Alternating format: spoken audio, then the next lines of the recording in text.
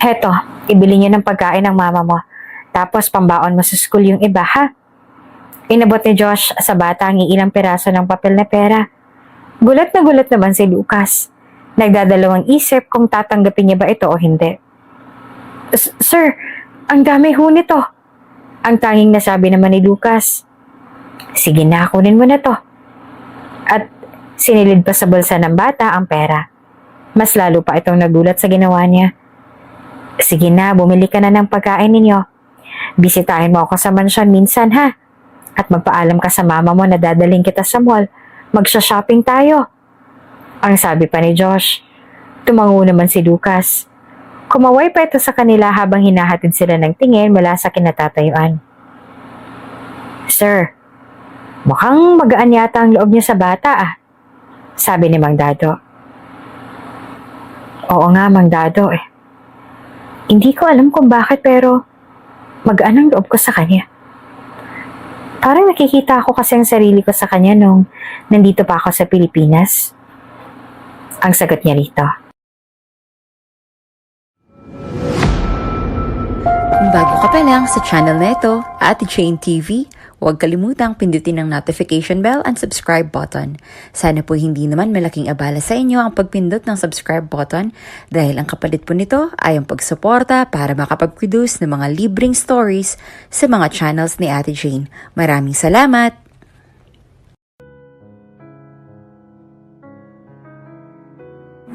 Are you sure you don't want me coming with you to the Philippines?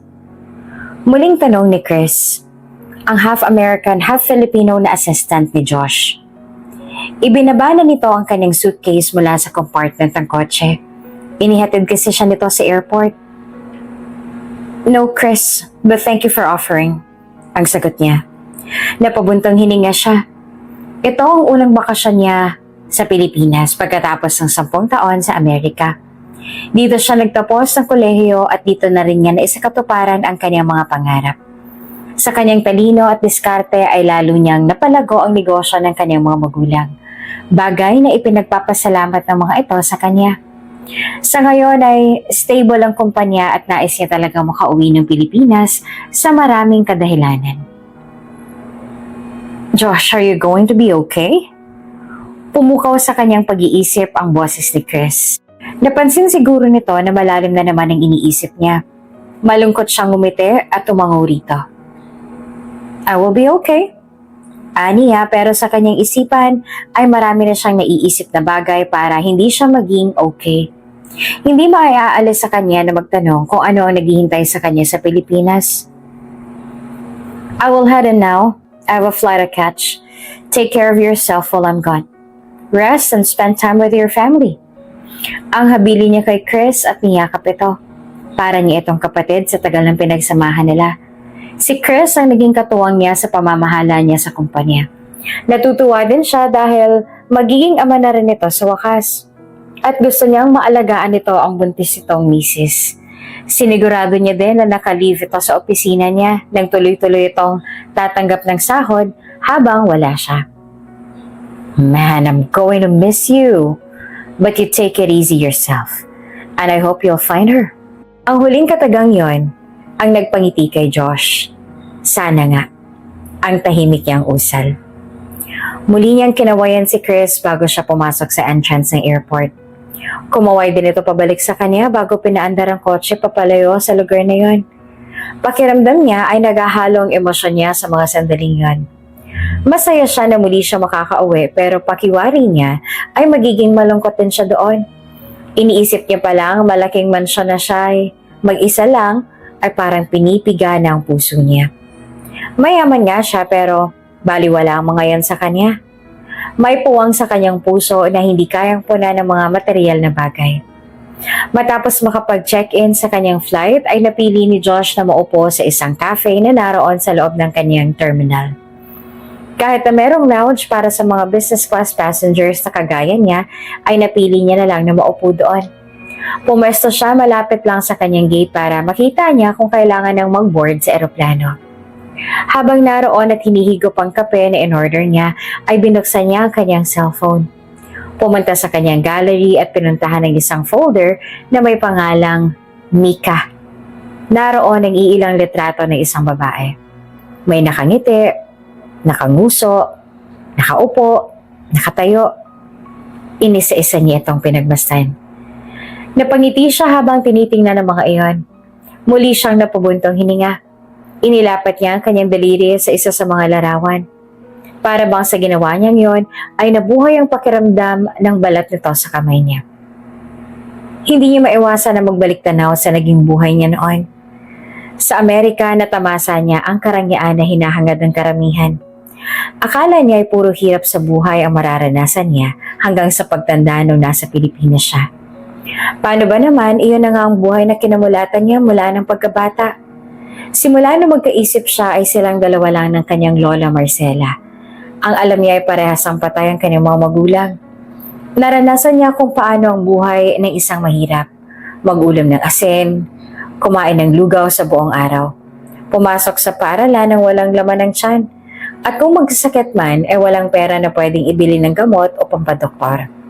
Kaya naman ay patpatin siya at sakitin. Pahintu-hintu siya sa pag-aaral. 15 years old na siya nung makapagtapos ng elementary. Sa tuwing napagkakaisahan nga siya sa paaralan o sa lugar nila ay hindi siya lumalaban. Ano ba naman ang ilalaban niya? Sa gutom pa lang, matutumba na siya. Ganun pa man na hindi naman naging pabaya ang kanyang lola sa pag-aalaga sa kanya. Kahit pa nga sa hingi na pinagluma ang mga damit at sapatos ay binibihisan siya nito para magmukha siyang tao. Iniraos din ito ang kanyang pag-aaral sa elementarya. Hindi niya alam kung papaano niya nakayanan ng ganong pamumuhay. Andyan din palagi ang kanyang matalik na kaibigan na si Mika. Ito ang naging sandalan niya tagapagtanggol mula sa mga bullies. Mas matanda siya dito ng 3 taon. Pero sa diskarte at pag-iisip, ay hindi hamak na mas magaling ito sa kanya. Hanggang sabay na nag-aral sa high school ay namasukan din sila sa isang tindahan. Si Mika ay tindera at budigero naman siya. Kahit papaano ay nakakakain na sila ng lola niya ng 3 beses sa isang araw. Sa tuwing may exam naman ay nagtsatsaga siya na maging tutor.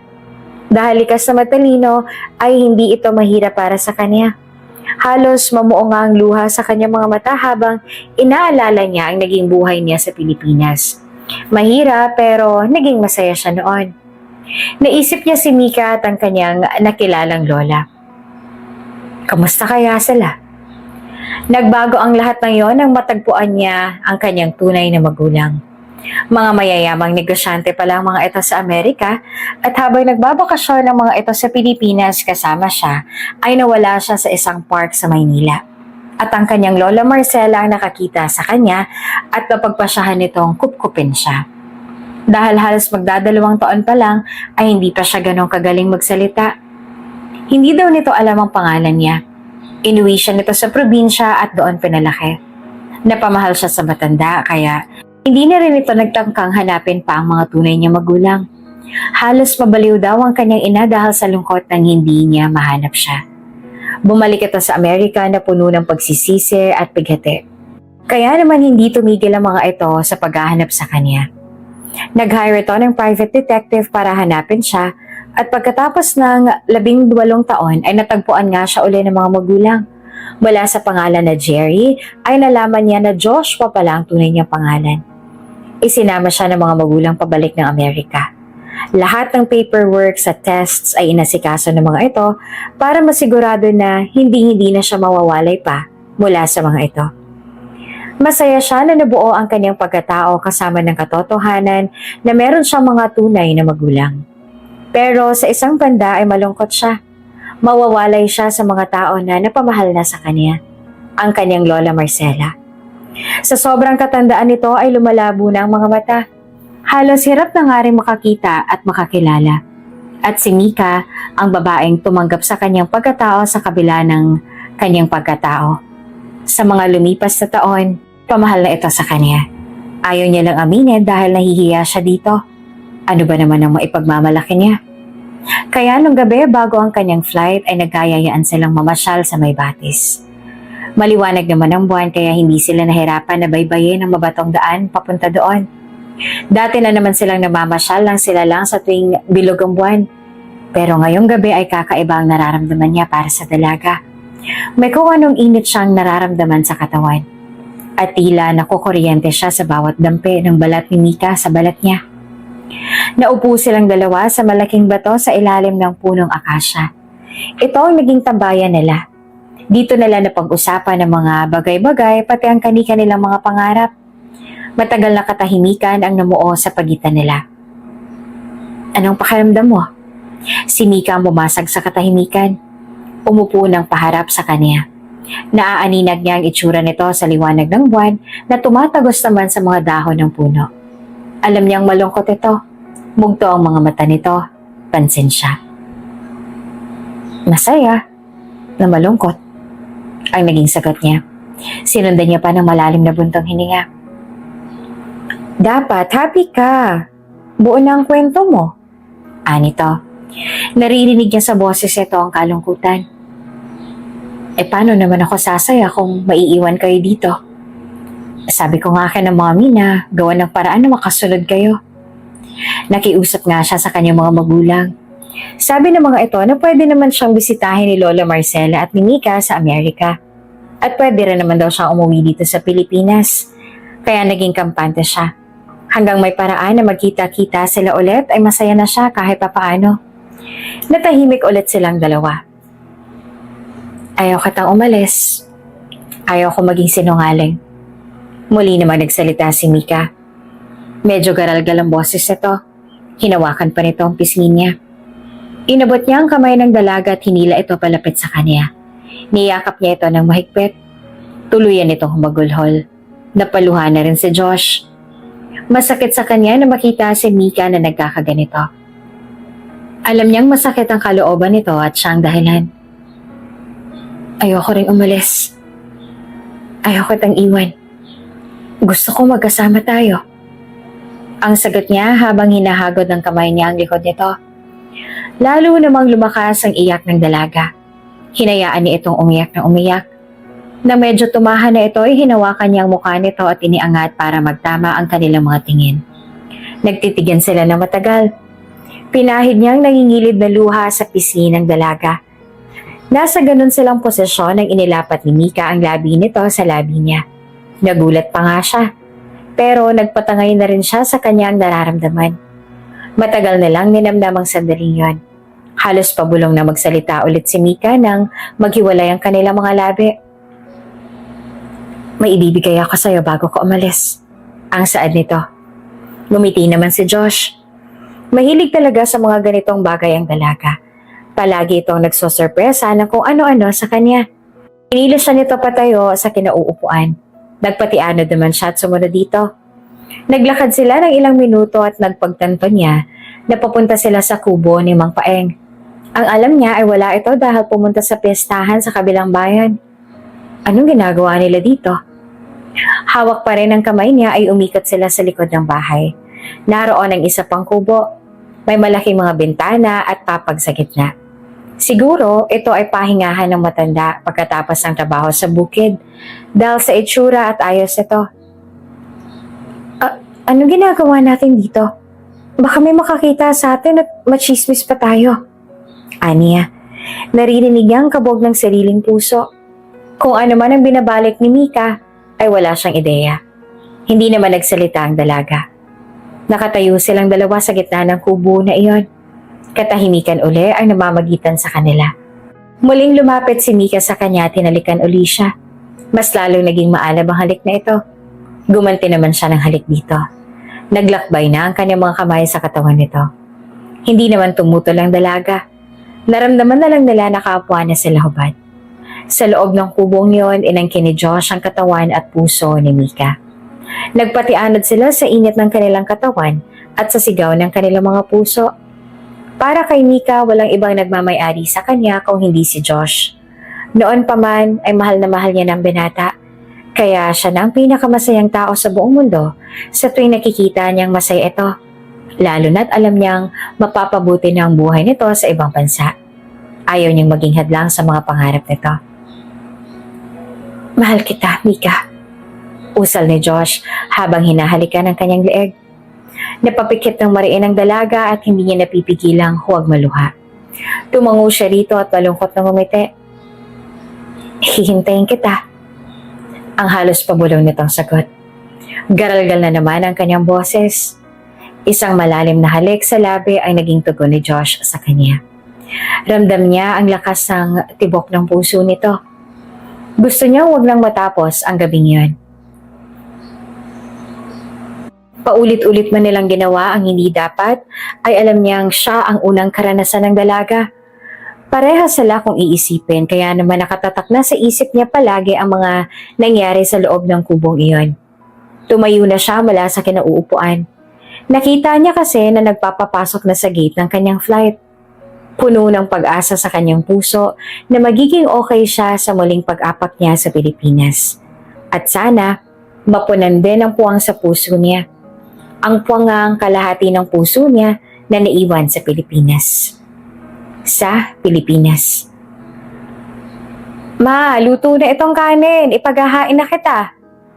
Ang sigaw ni Lucas mula sa kusina ng kanilang kubo. Alam niya nakahiga ang ina at nagpapahinga pero hindi pa ito nakahain simula pa kagabi. Tiningnan niya ang relo sa dingding. Mag-alas 11 na ng umaga. Tinanghali kasi ng pagpapasahod sa kanila sa plantasyon ngayon. Kahit papaano ay kumikita siya para sa may pangkain sila ng kanyang ina. Dahil minor de edad ay bawal pa nga sa full-time na trabaho, ay maswerte na siyang maituturing na napagbigyan siya ng manager ng plantasyon ng mangga na mag-extra.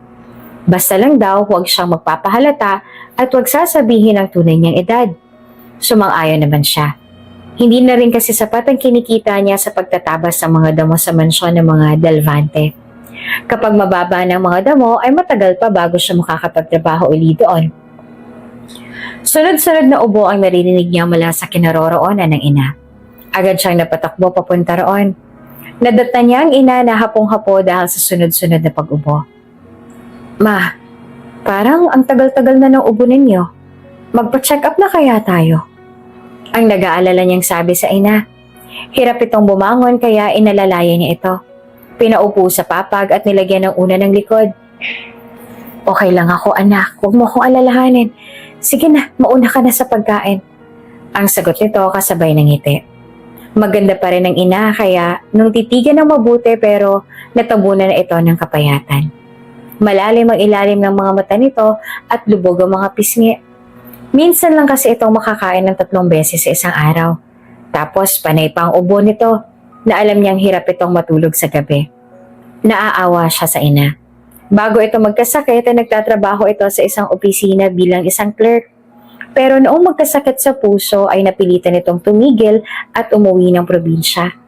Ang kaunting ipon nitong pera ay ibinili nito ng mga palakihing baboy at mga manok pero naubos na rin ang kinita rito dahil sa madalas sa pagpapagamot.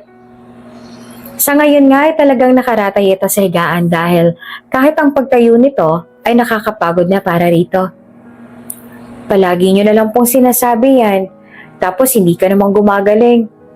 Ang sabi pa ni Lucas, may bahid na pagtatampo sa boses. Sa totoo lang, ayaw niyang mawala ang ina. Iyan ang palagi niyang ipinagdarasal. Gusto niyang iparanas dito ang maginhawang buhay kaya nagsusumikap siya sa pag-aaral. Ngayon ay nasa grade 4 na siya.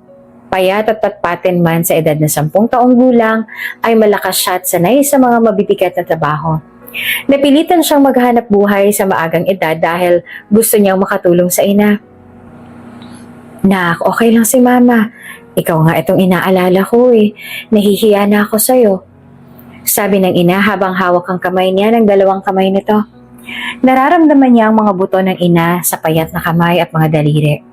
Halos gusto niyang maiyak nang dahil sa awa dito. Bakit ka naman mahihiya sa akin, mama? Ang inosenteng sagot naman ni Lucas. Tumingin siya sa mga mata ng kanyang ina. Mga namumuong luha dito. Kasi failure si mama sa pagpapalaki sa'yo. Eh hindi kita mabigyan ng magandang buhay. Tuluyan ang tumulo ang mga luha sa mga mata ng babae. Agad naman itong nagpahid ng luha na para bang ayaw niyang makita siya ng anak na umiiyak. Mama, kaya ko to. Lahat gagawin ko para sa'yo. Ang sagot niya at niyakap naman ng ina. Niyakap naman siya ng ina at hinaplos ang likod niya. Naaalala ko ang papa mo. Parehas kayong masipag at matalino. Ang maya-maya ay sambit naman ng ina. Kumuwala si Lucas sa yakap ng mama niya at nagbagong ekspresyon ng mukha. Nahalata naman ito ng kanyang ina. Hindi kami magkaparehas, mama. Iniwan niya tayo. Hindi ko gagawin sa'yo yon. Matigas na sabi ni Lucas. Nakatikom naman ng mga labi. Ayaw na ayaw niyang pag-uusapan ng ama. Ni hindi niya nga nakilala ito. Ang tanging alam niya lang ay iniwan nito ang mama niya matapos itong mabuntis sa kanya. Nasa Amerika daw ito. At ni minsan ay hindi man lang ito sumulat o hinanap sila. Napabuntong hininga ang kanyang ina at napailing. Tumayo na siya at pumunta na ulit sa kusina. Naglagay siya ng kanin sa mangkok at nilagyan ito ng sabaw ng manok at gulay. Papakainin niya ang ina at maya-maya ay kailangan niya ng pumunta ng mansyon. Tiningnan niya kung may damo na ang tatabasin. Kakalapag lang ng eroplano sa paliparan pero halos makipag-unahan na si Josh sa mga pasahero na papalabas ng eroplano. Masayang-masaya siya na sa wakas ay nasa Pilipinas na siya. Sa loob pa lang ng eroplano ay halong kabatuan ang nararamdaman niya. Sir, dito po! May lalaking kumakaway sa kanya, si Dado, ang driver nila sa mansyon. Talagang nag-abala pa ito na sunduin siya kahit pa sa pagtutol niya. Sabi niya ay mag-aarkila lang siya ng taxi pero heto at sinundo pa talaga siya. Kumaway rin siya dito. Nakakausap niya lang ito sa video call. Palagi kasi siyang updated dito sa mga nangyayari sa mansyon at sa farm. Magaan kaagad ang loob niya rito. Kamusta po ang biyahe? Ang bunga dito sa kanya. Kinuha sa kamay niya ang suitcase na dala. Naglakad na patungo sa kotse at pinagbukas siya ng pintuan.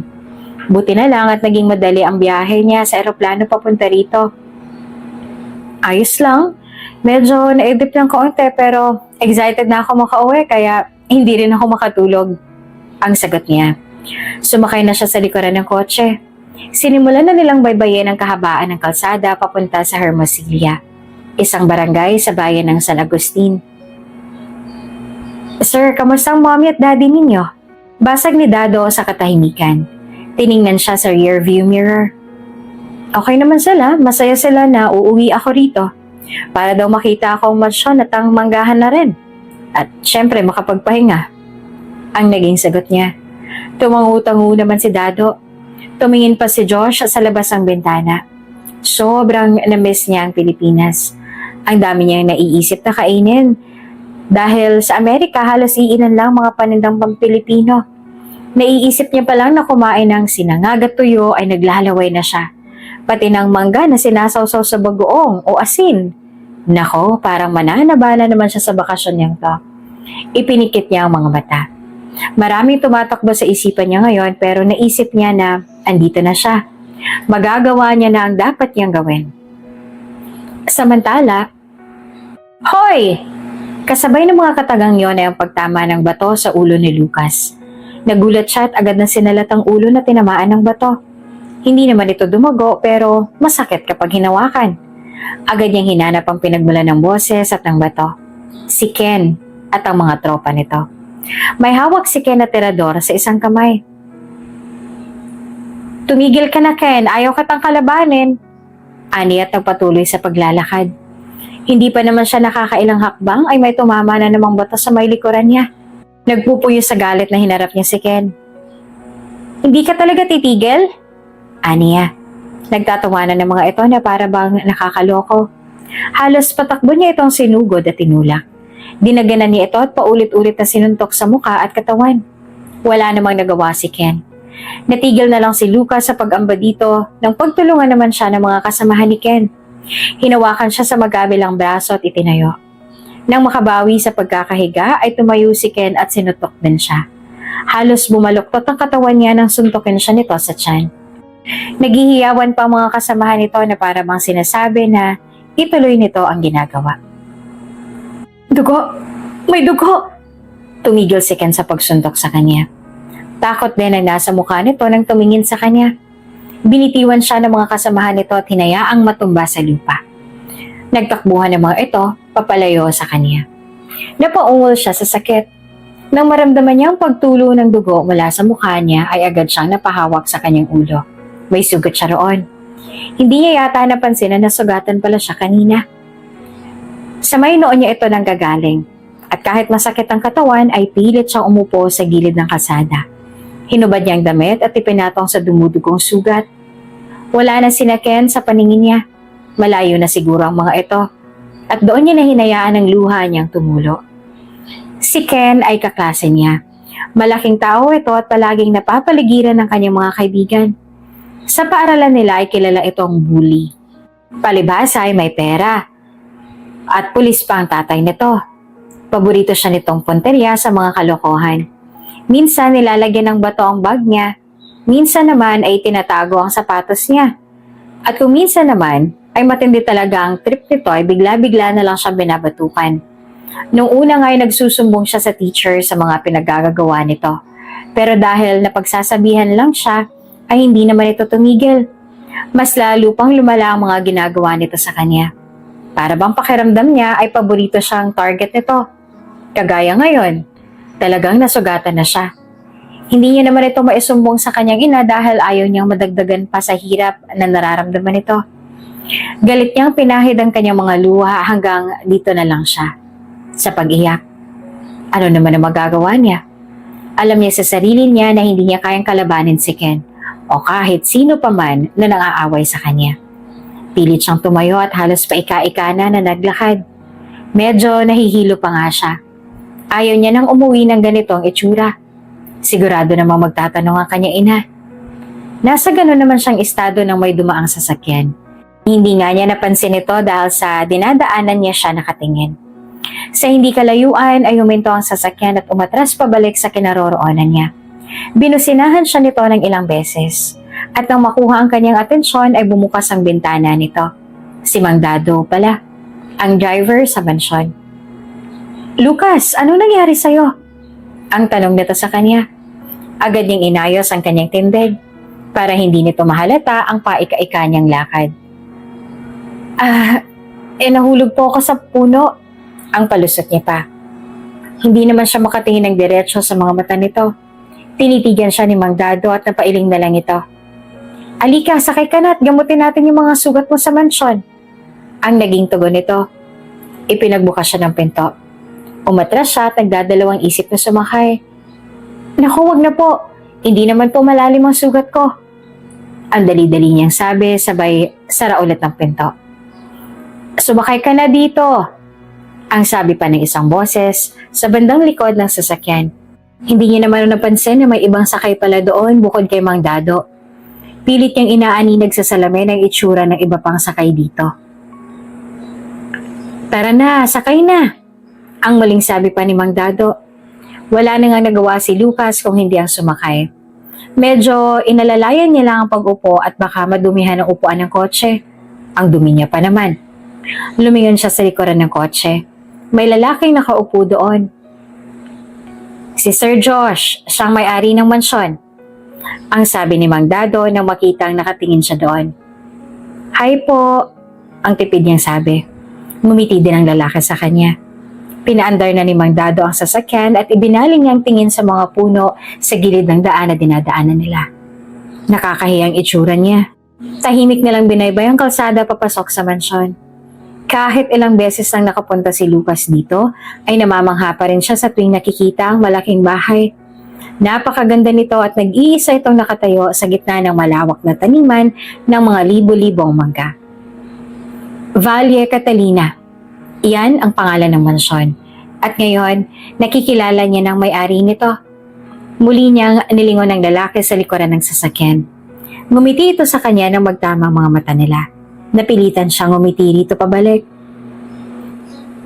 Sir! Halos nagkandara pa ang medyo may edad ng babae na sumalubong sa kanila nang huminto ang kotse sa harap ng mansyon. Agad na bumaba naman si Mang Dado at binuksan ang likod na parte ng kotse. Bumaba rin doon si Josh at ngumiti sa matanda. Ay, hello po. Kayo po siguro si Manang Lourdes? Ang bati ni Josh at kinamayan ng babae. Halos umabot pa sa tenga ngiti nito. Ay, tama po kayo. Ako pong katiwala ng inyong mommy at daddy. Palagi ka po nilang naikakwento sa akin tuwing tumatawag sila sa akin mula sa Amerika. Ang sabi nito. Bigla namang tumaas ang kilay nito na makita na lumabas mula sa kotse ang gusgusing bata. Nakahubad ito ng pangitaas sa damit at madumi ang katawan. Nakita naman ni Josh na nagbagong ekspresyon ng mukha ni Manang Lourdes kaya sinundan niya ang tingin nito. Si Lucas, nakita namin siya sa daan. Mukhang may mga sugat kaya dinala namin dito para malinisan at mabigyan ng gamot ang mga sugat niya. Ang sabi ni Josh. Lalong napataas naman ang kilay ni Manang Lourdes. Aba, kilala ko tong batang to Hindi ba ikaw yung nagtatabas sa mga damo sa hardin? Ang tila nanunukso nitong tono. Napatingin naman si Josh sa kanya. Opo, ako nga po yun. Ang naging sagot naman niya. Halos maupo na siya sa kinatatayuan. Alam niyang mainit ang dugo ng matanda sa kanya kahit noon pa man. Paano ba naman, nahuli siya nito minsan na namumulot ng mga nahulog na mangga mula sa hardin. Ay, sir, hindi ko pala nabanggit. Si Lucas po palang naglilinis ng hardin kapag matataas ng mga damo, kaya kilala ko po siya. Mabait po ang batang ito, at masipag. Nakangiti na sabi naman ni Mang Dado. Ngumiti naman si Josh sa narinig. Naaalala niya ang kanyang kabataan. Ganitong ganito siya. Patpatin pero masipag at banat sa trabaho. Umismid naman si Manang Lourdes sa sinasabi ni Mang Dado. Tila ba'y tutol ito sa lahat ng sinasabi niya. Mabuti yan. Ang sang-ayon ni Josh sa sinasabi ni Mang Dado. Baka sa mukha niya na masaya siya sa narinig tungkol sa batang ito. Ang ipinagtataka niya lang ay kung anong dahilan nito para magbanat ng buto ng ganong kaaga. O siya, tayo na sa loob. Gamutin natin yung mga sugat mo at sumabay na kayo ni Mang Dado sa akin na kumain. Okay ba yon? Baling ni Josh sa bata na agad naman nagbaba ng tingin ng magtamang mga mata nila. Tila nahihiya ito. Sir, nakakahiya po. Maghihilamos na lang po ako tapos uuwi na po ako. Ang tanggi naman ni Lucas. Nakakahiyang abalahin niya pa ang mga tao rito dahil sa sitwasyon niya. Nakakahiya na makasama niya sa pagkain ng kanyang amo kung sakasakali. Come on, tapos ipasyal mo ko sa hardin pagkatapos natin kumain. Ang sabi ni Josh. Nauna na itong maglakad papasok sa mansyon. Tumingin naman si Lucas kay Manang Lourdes. Inirapan siya nito na magtama ang kanilang mga mata. Tumalikod na ito para sumunod kay Josh. Inakbayan siya ni Mang Dado at inakay na papasok ng bahay. Halos malula naman si Lucas sa ganda at gara ng loob ng mansyon. Para itong palasyo sa loob. Ang mga naglalakihang mga larawan at ang mga painting ay lalong nagpaganda sa disenyo ng loob nito. Mga babasaging florera at mga kahoy na kagamitan ang nakikita niya sa loob noon. Ito ang unang pagkakataon na nakapasok siya dito. Umupo ka muna dito at gagamutin natin yung sugat mo. Ang baling ni Josh sa kanya. Tahimik siyang sumunod. Hawak niya pa rin ang damit na inilapat niya sa sugat kanina. Buti na lang at tumigil na sa pagdudugo ang kanyang sugat. Manang Lourdes, pakuha nga po ako ng bulak at antiseptic. Kumuha ka na rin ng lumang damit at shorts ni Daddy. Ang utos ni Josh sa katulong. Halos lumawa naman ang mata ng matanda nang tingnan si Lucas. Hindi ito makapaniwala na ang gusgusing batang iyon ay pagtutuunan nito ng pansin. Manang Lourdes, ang sabi ko, ang maling sabi ni Josh nang makitang hindi man lang tumalima ang matanda. Agad itong tumalikod at sinunod ang amo. Napailing na lang si Josh. Okay ka lang ba? Ang tanong ni Josh kay Lucas. Napansin niya na bukod sa mga gasgas at sugat sa noo, ay may mga pasade ng mukha at katawan nito na animoy nabugbog. Sa tingin niya hindi totoo na nahulog ito sa puno. Alam niya mga pasa na ito kung saan galing. Dahil siya noong kabataan niya ay suki rin ng mga pasa na ganito. Parang piniga naman ng puso niya sa isipin na katulad niya noon ay nabully din ang batang ito. Naaawa siya rito. Opo, okay lang po ako. Ang naging sagot nito nang hindi pa rin makatingin ng diretso sa kanya. Asan kaya mga magulang nito? Bakit kailangan nitong magtrabaho ng ganitong kaaga? Marami siyang gustong itanong sa bata pero nakikita niya na tahimik ito at mahiyain. Eto na po, sir. Ang sabi ni Manang Lourdes habang inaabot sa kanya ang bulak at antiseptic. Inilapag din ito ang t-shirt at shorts sa kalapit na upuan. Salamat, Manang. Ang sabi ni Josh. Hindi naman sumagot ang matanda at agad na tumalikod. Gusto mo bang maligo muna? Ang baling niya sa bata. Sa nakikita niya kasi ay pawis at dumi na ang nasa katawan ng bata kaya gusto niya sanang maligo muna ito bago niya linisin ang sugat nito. Alangan naman si Lucas sa tumango. Sige halika. Mang Dado, tawag niya sa driver. Inalalayan niya rin si Lucas sa tumayo. Sa nakikita niya ay paika-ika ito.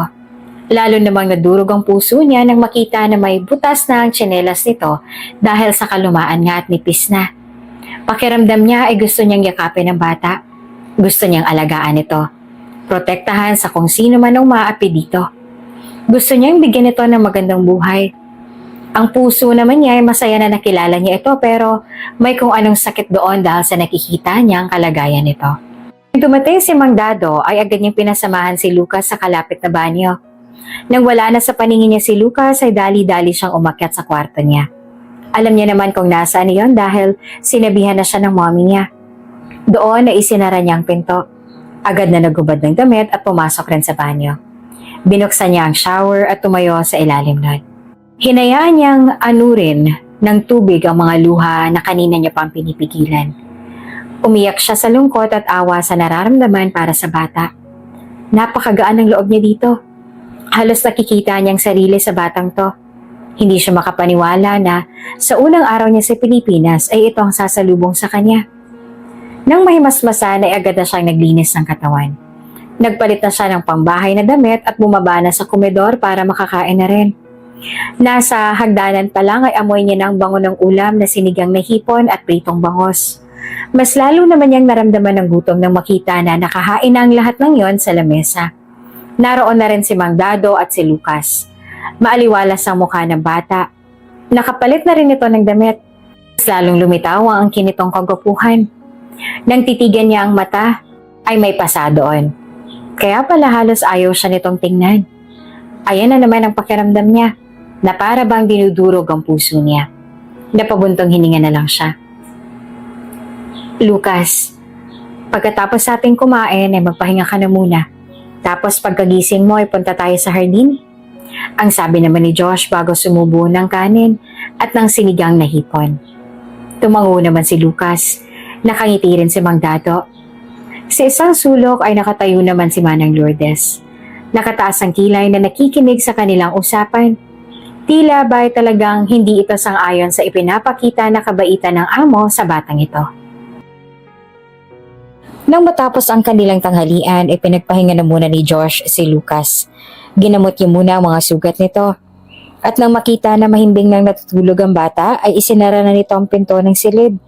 At papanhiksa na siya sa kanyang sariling silid nang marinig niya ang boses ni Manang Lourdes mula sa kusina. Narinig niya ang pangalan ni Lucas kaya dahan-dahan siyang lumapit sa may pintuan noon at nakinig. Nako, hindi ko alam kung bakit ang bait-bait ni Sir sa batang yon. At isinabay niya pa sa pagkain ha?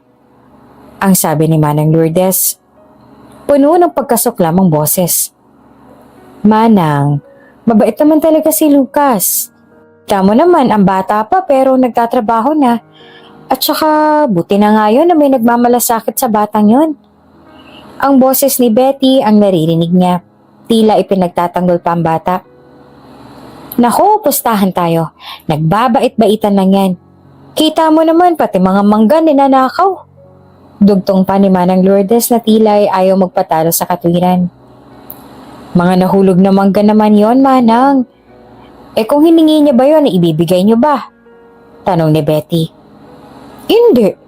Mas pipiliin kong mabulok ang mga mangga na yon kaysa ibigay ko sa batang yon, ano? Ang naging sagot na lamang ni Manang Lourdes. Bumuntong hininga si Betty bago sumagot ulit. Manang, sana bigyan niyo naman ng pagkakataon na kilalanin ng bata. Tsaka, kawawa naman na wala nang ang amay, baldado pang ina.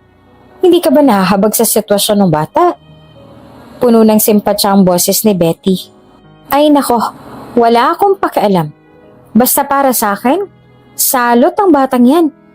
Sabi ni Manang Lourdes. Nako, sana lumambot ang puso mo para sa kanya, Manang Lourdes. Basta ako, hanggat may maitutulong ako sa kanya, ay gagawin ko. At saka, hindi ka ba natutuwa na nakakapagpalagay ng loob ni Sir Josh si Lucas? Ang maling sagot ni Betty. Iyan na nga eh. Sila pang magkakalagayang loob eh. Wala naman siyang mapapala sa batang yun. Pag nanakawan lang siya niyan, tingnan mo. Ang halos pasigaw pang sabi ni Manang Lourdes. Napabuntong hininga na lang si Josh. Ganun palang nangyari kaya masungit si Manang Lourdes kay Lucas. Para sa kanya, wala sa lugar ang mga dahilan ng matanda. Tama ba na pagdamutan ng bata? Kung ganon, nasa kanila naman pala ito nagtatrabaho. Ngayon, alam niya ng dahilan kung bakit kailangan itong magtrabaho ng maaga. May inaalagaan pala itong magulang na may sakit. Tsak niya na ito rin ang naghahanap buhay para sa pagkain nila. Lalong lumalim ang paghanga niya sa bata. Responsable ito, tiyak niya na mahal ito ng ina dahil kaya nitong isakripisyo ang oras at lakas nito para maalagaan lamang ang may sakit na ina. Nakaramdam siya ng awa sa bata. Nagbalik na naman ang alaala niya sa nakaraan kung saan kailangan niya ding magtrabaho ng maaga dahil hindi na kaya ng Lola Marcel ang maghanap buhay para sa kanilang dalawa. Habang papanhik ng hagdan papunta sa silid ay may naisip si Josh. Siguro naman ay hindi magagalit ang kanyang mga magulang sa balak niyang gawin. At gusto niya lang masiguro na tama ang kanyang gagawin. Gusto niyang kilalanin pa ang bata. Gusto niyang tulungan ito. Gusto niyang protektahan ito. Gusto niya na maging maayos ang buhay nito kagaya noong nangyari sa kanya. Nang magising si Lucas ay medyo madilim na.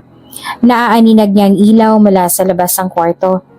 Ang bango at ang lambot ng kama na kinahihigaan niya ngayon. Mas malaki pa ang kwartong to kesa sa kubo nila. Ito ang unang pagkakataon na nakahiga siya sa ganitong kalambot na kama. Mas komportable kesa sa paghinihigaan nilang mag-ina. Bigla niyang naaalala ang ina. Nako, hindi pa pala ito kumakain. Agad siyang napabalikos ng bangon at agad na hinanap ang tsinelas niya. Ang naroon ay isang sandal na kulay itim. Ang ganda nito. Sa kanya kaya to? Sinubukan niyang isuot ito. Kasyang-kasya sa paa niya at ang lambot pa. Habang suot ito ay lumabas na siya ng silid. Hahanapin niya si Sir Josh para magpaalam at magpasalamat dito. Halos malibot niya na ang buong hardin at ang likuran ng bahay ay hindi niya nakita ito. Kahit si Mang Dado ay wala rin. Naalala niya na pumanik si Sir Josh kanina sa isa sa mga kwarto sa taas. Puntahan niya kaya? Dahan-dahan siyang umakyat ng hagdanan. Maluwang at magarbo din ang taas na bahagi ng mansyon. Ang sarap sana kung dito siya nakatira. Nang bigla niyang naisip. Nanlumo siya sa isiping yon dahil para naman siyang sinampal ng katotohanan na mahirap sila at imposible ang iniisip niya. Kumatok siya sa isa sa mga kwarto. Walang sumagot. Halos mauubos niya na ang mga pintuan doon hanggang sa may nakita siyang pintuan na nakaawang. Kumatok muna siya. Nang walang sumagot ay binuksan niyang pinto at pumasok ito. Ito na siguro ang kwarto ni Sir Josh. Nakita niya dito ang mga damit ni Sir Josh. Ito nga ang kwarto niya.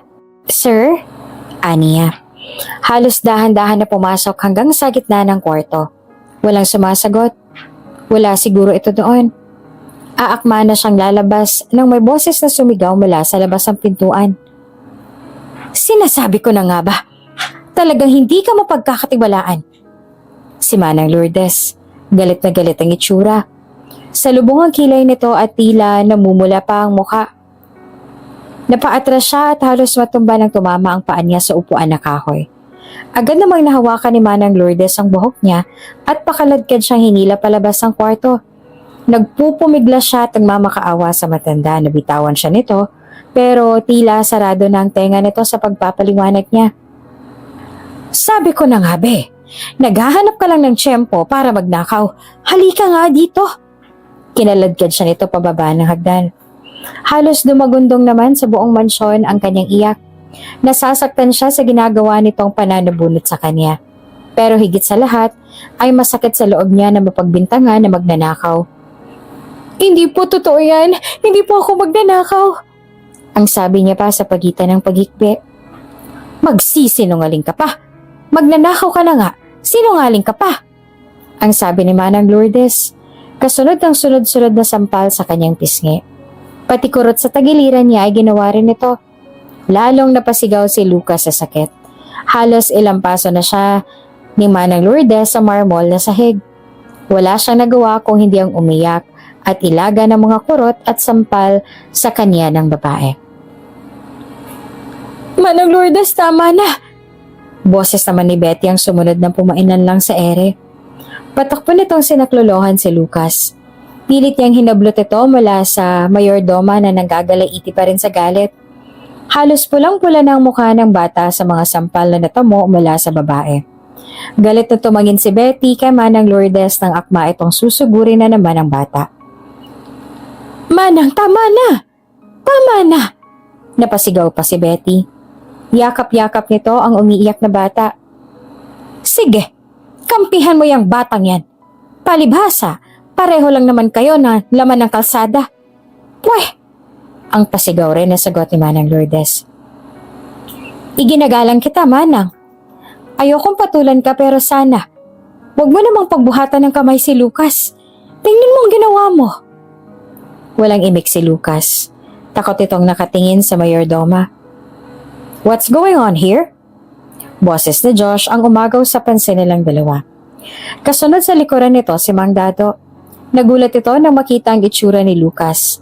Agad itong lumapit dito, tiningnan ng maigi ang mukha nito. Namumulang magkabilang pisngi ng bata. Sir, nakita akong batang yan sa kwarto ninyo. Sabi ko naman sa inyo, diba? Hindi yan mapagkakatiwalaan. Nakapamewang pang sabi ni Manang Lourdes. Lucas, are you okay? Ang tanong ni Josh sa bata. Nangingilid pa ang mga luha nito. Hindi ito sumagot pero alam niya na hindi ito okay sa itsura pa lang nito. Niyakap niya si Lucas. Manang, hindi ko gusto tong ginawa ninyo. Wala kayong karapatan na gawin to sa kanya. Alam mo ba na pwede kang makasuhan ng child abuse sa ginawa mo?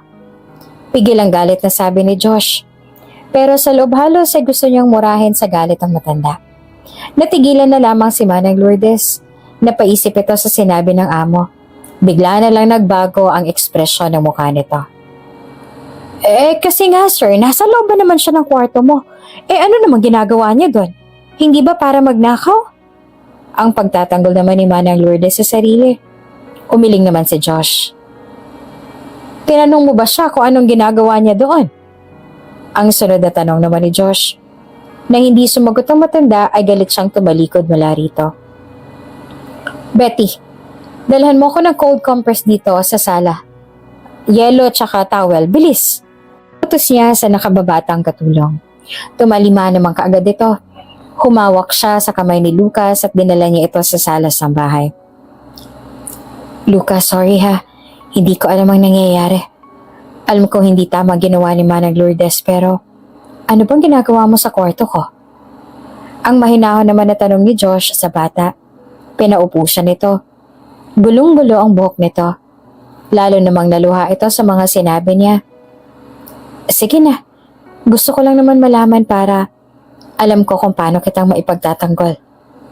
Agdungtong nito nang makita na nakatungo lang siya at tahimik na umiiyak. Hinawakan niya ang baba ng bata at pilit na inangat ito para magtama ang kanilang mga mata. Doon niya napagmasdan ang mapungay nitong mga mata at ang mahahabang pilik mata. Naaalala niya ang mga mata ni Mika sa batang ito. Ganoon na ganoon ang mga mata ng kanyang kababata. Nabahira ng mga pasa ang gwapo nitong mukha. Nakaramdam na naman siya ng parang pinipiga ang puso niya dahil sa awa sa bata. Kasi po gusto ko po sanang magpaalam sa inyo. Ang sagot ng bata sa pagitan ng mga hikbi. Napabuntong hininga naman si Josh. Iyon palang dahilan. Naniniwala naman siya sa bata. Nararamdaman niya na hindi ito nagsisinungaling. Balak niyang pagsabihan si Manang Lourdes mamaya kapag nakaalis na si Lucas. Hindi magandang ginawa nito sa bata. Nagpadalos-dalos ito at nasaktan pa ang bata ng husto. Hindi ba nito pinakinggan si Lucas? Hindi ba nagrason ng bata nang simula nitong saktan ng matanda? Tahan na. Hindi na ito mangyayari ulit. Promise. Hinawakan niya ang kamay ng bata. Tumungo ulit ito. Uuwi na po ako, sir. Pakakainin ko pa po ang mama ko. Ang mahina nitong tugon. Mapait nang ngumiti naman si Josh. Nawala saglit sa isip niya na may pamilya nga pala ito. Sa tingin niya ay kailangan niyang maghintay na bumalik ito sa mansyon para makapagkwentuhan sila. Oo naman, pwede ka nang umuwi. Teka lang, ipagpapabalot kita ng pagkain ha. Dalhin mo sa mama mo. Tumayo ito mula sa kinauupuan at pumunta ng kusina. Naiwan naman siyang mag-isa sa sala. Hinaplas niya ang pisngi kung saan tumama ang mga sampal ni Manang Lourdes. Masakit iyon. Lalo siya naawa sa sarili. Bakit pa palagi na lang siya nasasaktan ng ganito na anibuhay? Wala siyang halaga bilang tao. Naanibubay para siyang laruan na pwedeng gawin sa kanya kahit na ano para sa ikakasiya ng iba. Bakit siya na lang palagi? Kung may ama ba siya ay ganito ang kanyang magiging buhay? Buhay nila ng kanyang ina? Hindi niya na mapigilan ang luhang tumulo. Pero malas niya. Kasi wala siya nun. Aakmang tatayo na siya nang makita si Sir George na papunta sa kinaroroonan niya. Napaupo siya ulit. May dala itong cold compress at supot ng mga pagkain. Puno ng pag-aalala ang mukha nito. Mapait siya nakangiti. Ganito bang pakiramdam ng may ama? Yung may magtatanggol sa kanya sa tuwing inaapi siya? Yung may mag-aalaga sa kanya sa tuwing nasasaktan at nasusugatan siya? Mapait siyang ngumiti. Masarap pala sa pakiramdam na may ama. Iyan ang naiisip niya sa ngayon. Hindi niya maiwasan na mangarap na sana ang ama niya ay katulad ni Sir Josh. Maalaga, mabait, at mayaman. Halika, ilagay natin to dyan. Napangiwi naman si Lucas nang dumampi sa namumula niyang pisngi ang lamig ng bagay na iyon. Pilit siyang ngumiti para wag itong mag-alala. Bukas punta ka ulit dito ha. Dito ka na kumain. Ang basag naman ni Josh sa katahimikan. Nag-aalala siya para sa batang ito pero bilib siya sa pinakita nitong tapang at katapatan. Maganda ang pagpapalaki ng ina nito dito. Tumingin si Lucas sa kanya na nagugulahan. Wala pa naman natatabasing mga damo sir. Baka sa susunod na araw na lang. Ang sagot naman ng bata sa kanya. Ito na rin ang humawak ng cold compress. Nakalapat ito sa pisngi nito. Kahit na, basta pumunta ka dito bukas. Bakit, may gagawin ka ba? Ang tugon niya. Wala naman po. Tutulong na lang po ako sa pagtatanim ng palay para magkapera din ako. Ang sagot naman ito sa kanya. Nagulat siya. Nagsasaka din ito? Ilang trabaho bang ginagawa nito para makakain? Nagsasaka ka din? Ang tanong niya. Tumango naman ang bata. Hindi ka ba napapagod? Ang dapat sa'yo ay naglalaro, nag-aaral. Aniya. Ngayon niya lalong nakilala ang pagkatao ng batang ito. Nag-aaral po ako, nasa grade 4 na po ako. Kung maglalaro po ako, wala kaming kakainin. Ang mahaba nitong paliwanag. Mabuti naman na tag-aaral ka. Asan ang nanay mo? Ang sunod niyang tanong. Nasa bahay po. Ang tura nito. Inilipat sa kabilang pisngi ang cold compress. Ano namang ginagawa niya? Ang mali niyang tanong dito. Nakahiga po. May sakit kasi siya sa puso kaya madali po siyang mapagod. Ang sagot naman ni Lucas. Napabuntong hininga siya sa nalaman. Sa edad nito ay marami na itong napagdaanan na hirap sa buhay. Naging matatag ito. Responsable dahil alam nito na wala itong ibang aasahan. Muli ay nanumbalik ang alaala ng kanyang nakaraan. Bakit nakikita niya ang kanyang sarili sa batang to? Lalong napapalapit ang loob niya rito. Mas lalong gusto niyang tulungan ito na mabago ang buhay. Puno ng habag at awa na tumingin siya sa bata. Nasaan ang tatay mo? Nawala ngiti sa mukha ng bata sa itinanong niya. Naging matigas ang mukha nito at napuno ng pagkasuklamang ekspresyon ng mukha. Hindi ko po alam, ang tipid nitong sagot. Hindi na siya nagtanong ulit tungkol dito. Ayaw niyang sakta ng bata at ayaw niyang ungkatin pa ang tungkol dito. Napubuntong hininga siya. Mas lalo siyang naawa sa bata. Alam niya kung anong pakiramdam ng walang magulang. Tumayo na sa kinatatayuan si Lucas. Inabot sa kanya ang cold compress at tumiti dito. Sir, salamat po sa lahat. Uuwi na po ako. Ang sabi nito. Ngayon niya lang napansin ang laki ng damit ng daddy niya para dito. Nagmukha itong isinilid sa sako. Gusto niya itong bilhan ng mga gamit sa school at mga bagong damit. Ipapahatid na kita kay Mang Dado pa uwi. Pero bumalik ka dito bukas, ha? Ang sabi pa ni Josh. Iniabot sa bata ang supot ng pagkain. Hindi naman ito sumagot. Hinayaan niya na lamang ang bata na mauna na sa kanyang maglakad palabas ang pintuan. Tahimik naman siya nakasunod dito. Nakita niya na nakaabang si Mang Dado sa tabi ng kotse nang nasa labas na sila. Binuksan ni Mang Dado ang pintuan sa likuran. Bago sumakay doon ay muling humarap si Lucas kay Josh. Maraming salamat po uli, sir. Ang sabi naman ni Lucas na ngumiti naman sa kanya. Tumango naman siya at ngumiti rin dito.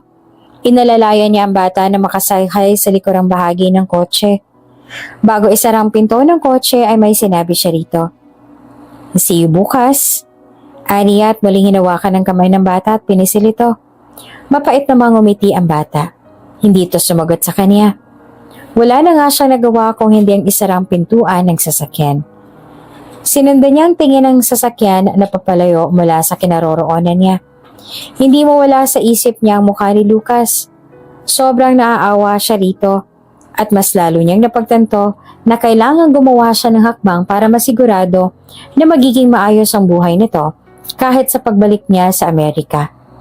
Balak niyang kupkupin ang bata. Papag-aralin niya ito. Dito niya ito patitirahin sa mansyon. Kung pwede nga lang ay isama niya ito pabalik niya sa US. Napabuntong hininga tuloy siya. Hindi niya mailarawan ang tuwa na nararamdaman niya sa bata.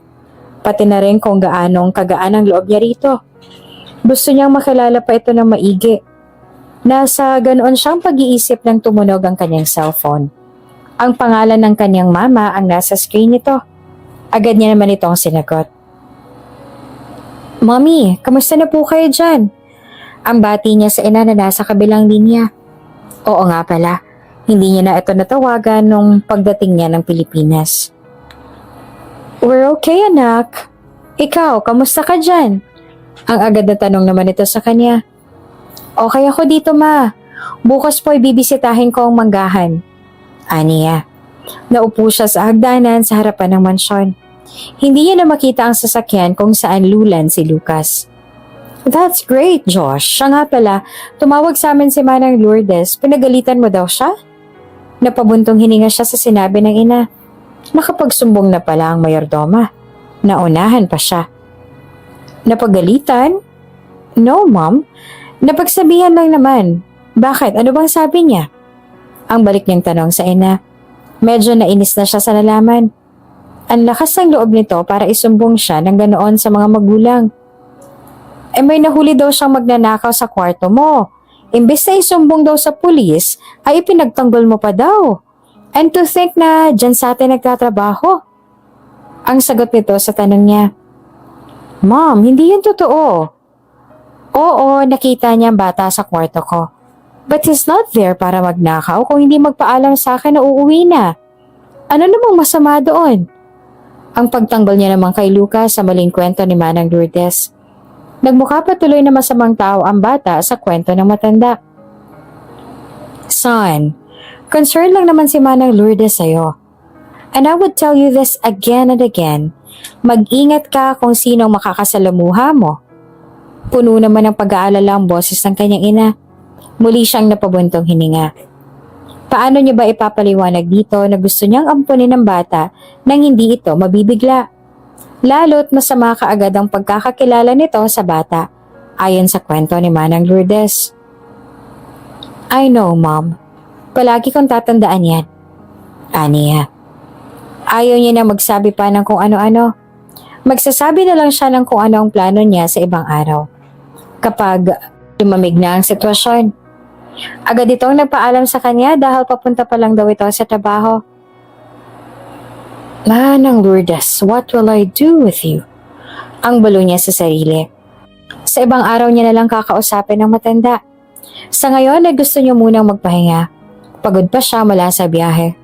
At bukas pagpaplanuhan niya ng maigi ang lahat. Bukas niya lang din tatawagan ng private investigator kung anong balita nito tungkol sa kababata at sa kanyang lola Marcela na pinapahanap niya. Dahan-dahan namang pumasok si Lucas sa loob ng kubo. Buti na lang at gasera ang gamit nilang ilaw. Hindi masyadong mahahalata ng kanyang ina ang mga pasa niya sa mukha. Agad niyang isinali ng mga pagkain na dala mula sa mansyon. Nagulat siya na may kasabay pa na fruit salad. Natakam siya lalo. Pagkatapos makapaglagay ng kanin at ulam sa plato, ay agad niyang pinuntahan ang ina sa kwarto. Nakatitig ito sa binata. "Ma, dito na po ako," ang sabi niya. Ngumiti naman ang kanyang ina sa kanya. Iniabot niya rito ang pagkain. Kinuha nito iyon. Umupo siya sa gilid ng papag nito. "Saan ka galing, anak?" ang sabi nito. Nagulat sa sarap ng pagkain na dala niya. Sunod-sunod ang naging subo nito. Tumakbo muna siya sa kusina at ikinuha ito ng tubig sa baso. "Sa mansyon, ma. Doon din galing ang pagkain," ang agad niya namang sagot. Uminom muna ang ina ng tubig bago muling nagsalita. "At sino naman ang nagbigay sa'yo nito?" ang sunod itong tanong. Muling sumubo ng pagkain. "Si Sir Josh, ma. Ang bait niya, no? Ginamot niya rin ang mga sugat ko." Bigla namang napahinto sa pagsubo ang kanyang ina. Salubong ang kilay na tumingin sa kanya. Napansin ito ang sugat niya sa noo. Napatigil din siya dahil sa nasabi niya. "Bakit may sugat ka sa noo?" ang tanong nito sa kanya. "Nahulog po ako sa puno," ang sabi niya. Napasinghap naman ang ina. "Diyos ko, ano bang ginagawa mo sa puno? Anong masakit sa'yo?" Sunod-sunod nitong tanong. "Okay lang ako, ma. Ito lang naman ang sugat ko, oh. Tapos, medyo masakit ang katawan ko," aniya. Hindi naman siya makatingin ng diretso sa kanyang ina dahil malalaman nito na nagsisinungaling siya. "Anak, huwag mo nang uulitin yan, ha?" ang nag-aalala lang sabi naman ng ina. Hinawakan nito ang kamay niya at pinisil. Ngumiti naman siya dito. "Ma, sana makilala mo si Sir Josh, no? Napakabait niya. Sana kung may tatay ako na kagaya niya." Puno ng pananabik sa boses niya sa mga katagang binitawan niya. Napatingin naman ang kanyang ina sa kanya. Halos maluha ito sa mga narinig mula sa kanya. "Anak, mabait naman ang papa mo eh. Sa katunayan, siyang pinakamabait na taong nakilala ko. Kaya naman masaya ako na ikaw ang anak ko. Dahil alam ko na ang kabutihan ng iyong puso ay nakuha mo rin sa kanya." Sumimangot naman siya sa sinabing iyon ng ina. Kung mabait siya, bakit niya tayo iniwan? Di sana hindi tayo naghihirap.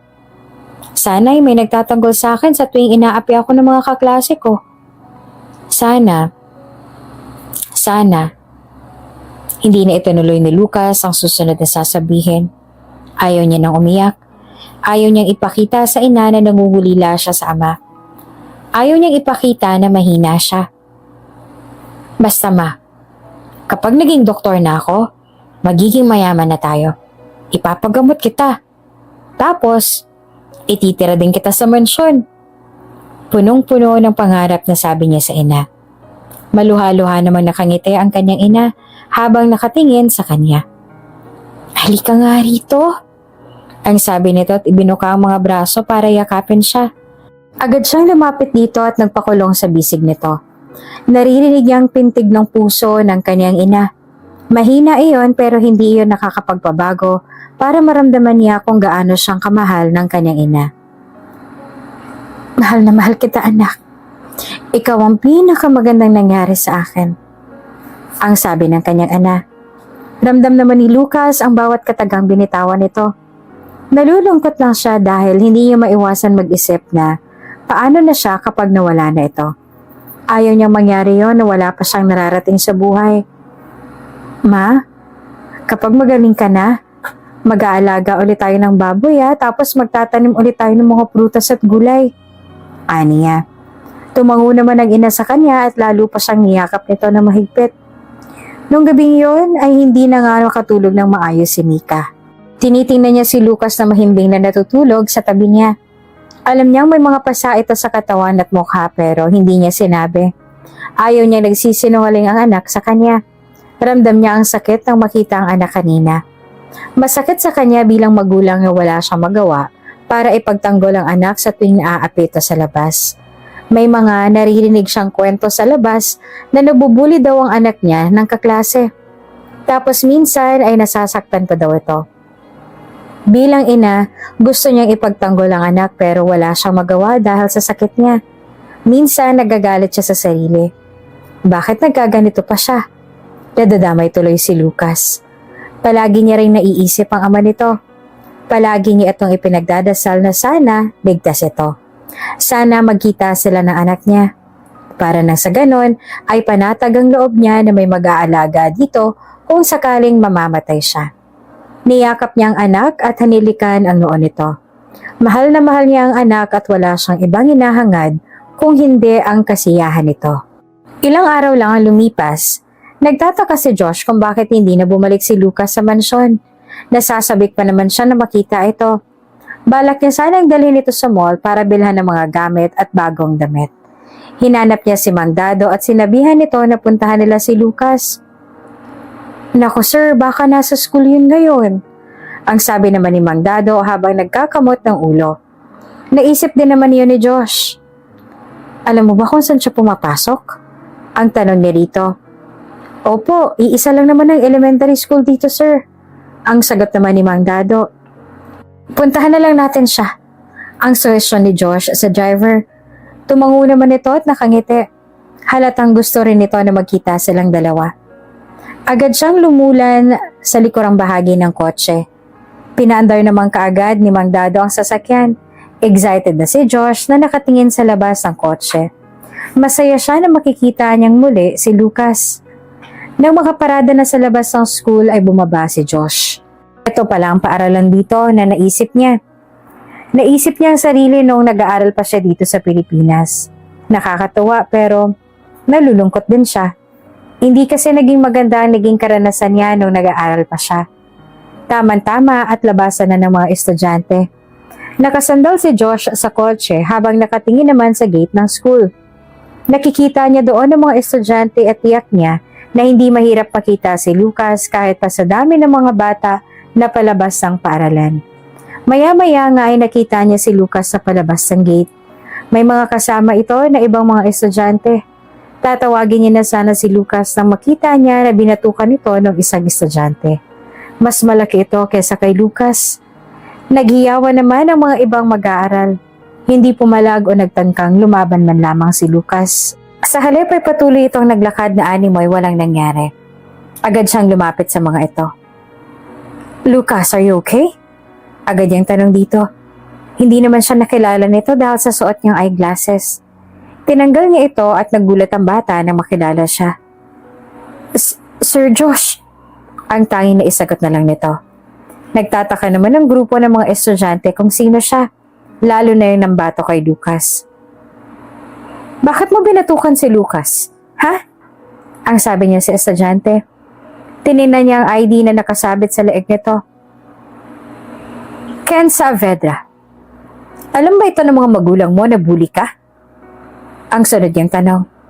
Para namang natigilan ng bata. Halatang natakot ito sa kanya. Namumutla kasi ito na nakatingin sa kanya. Nagtakbuhan naman ang iba nitong mga kasama. Hindi niya binitawan ang ID nito. Hoy! Anong ginagawa mo sa anak ko? Ang sigaw ng isang lalaki mula sa hindi kalayuan. Binitawan niya naman ang ID ng bata at hinarap ang lalaki. Hindi piyong mas malaki ang pangangatawan nito kesa sa kanya. Kung bata siya, ay matatakot siya rito. Pero malaki na siya.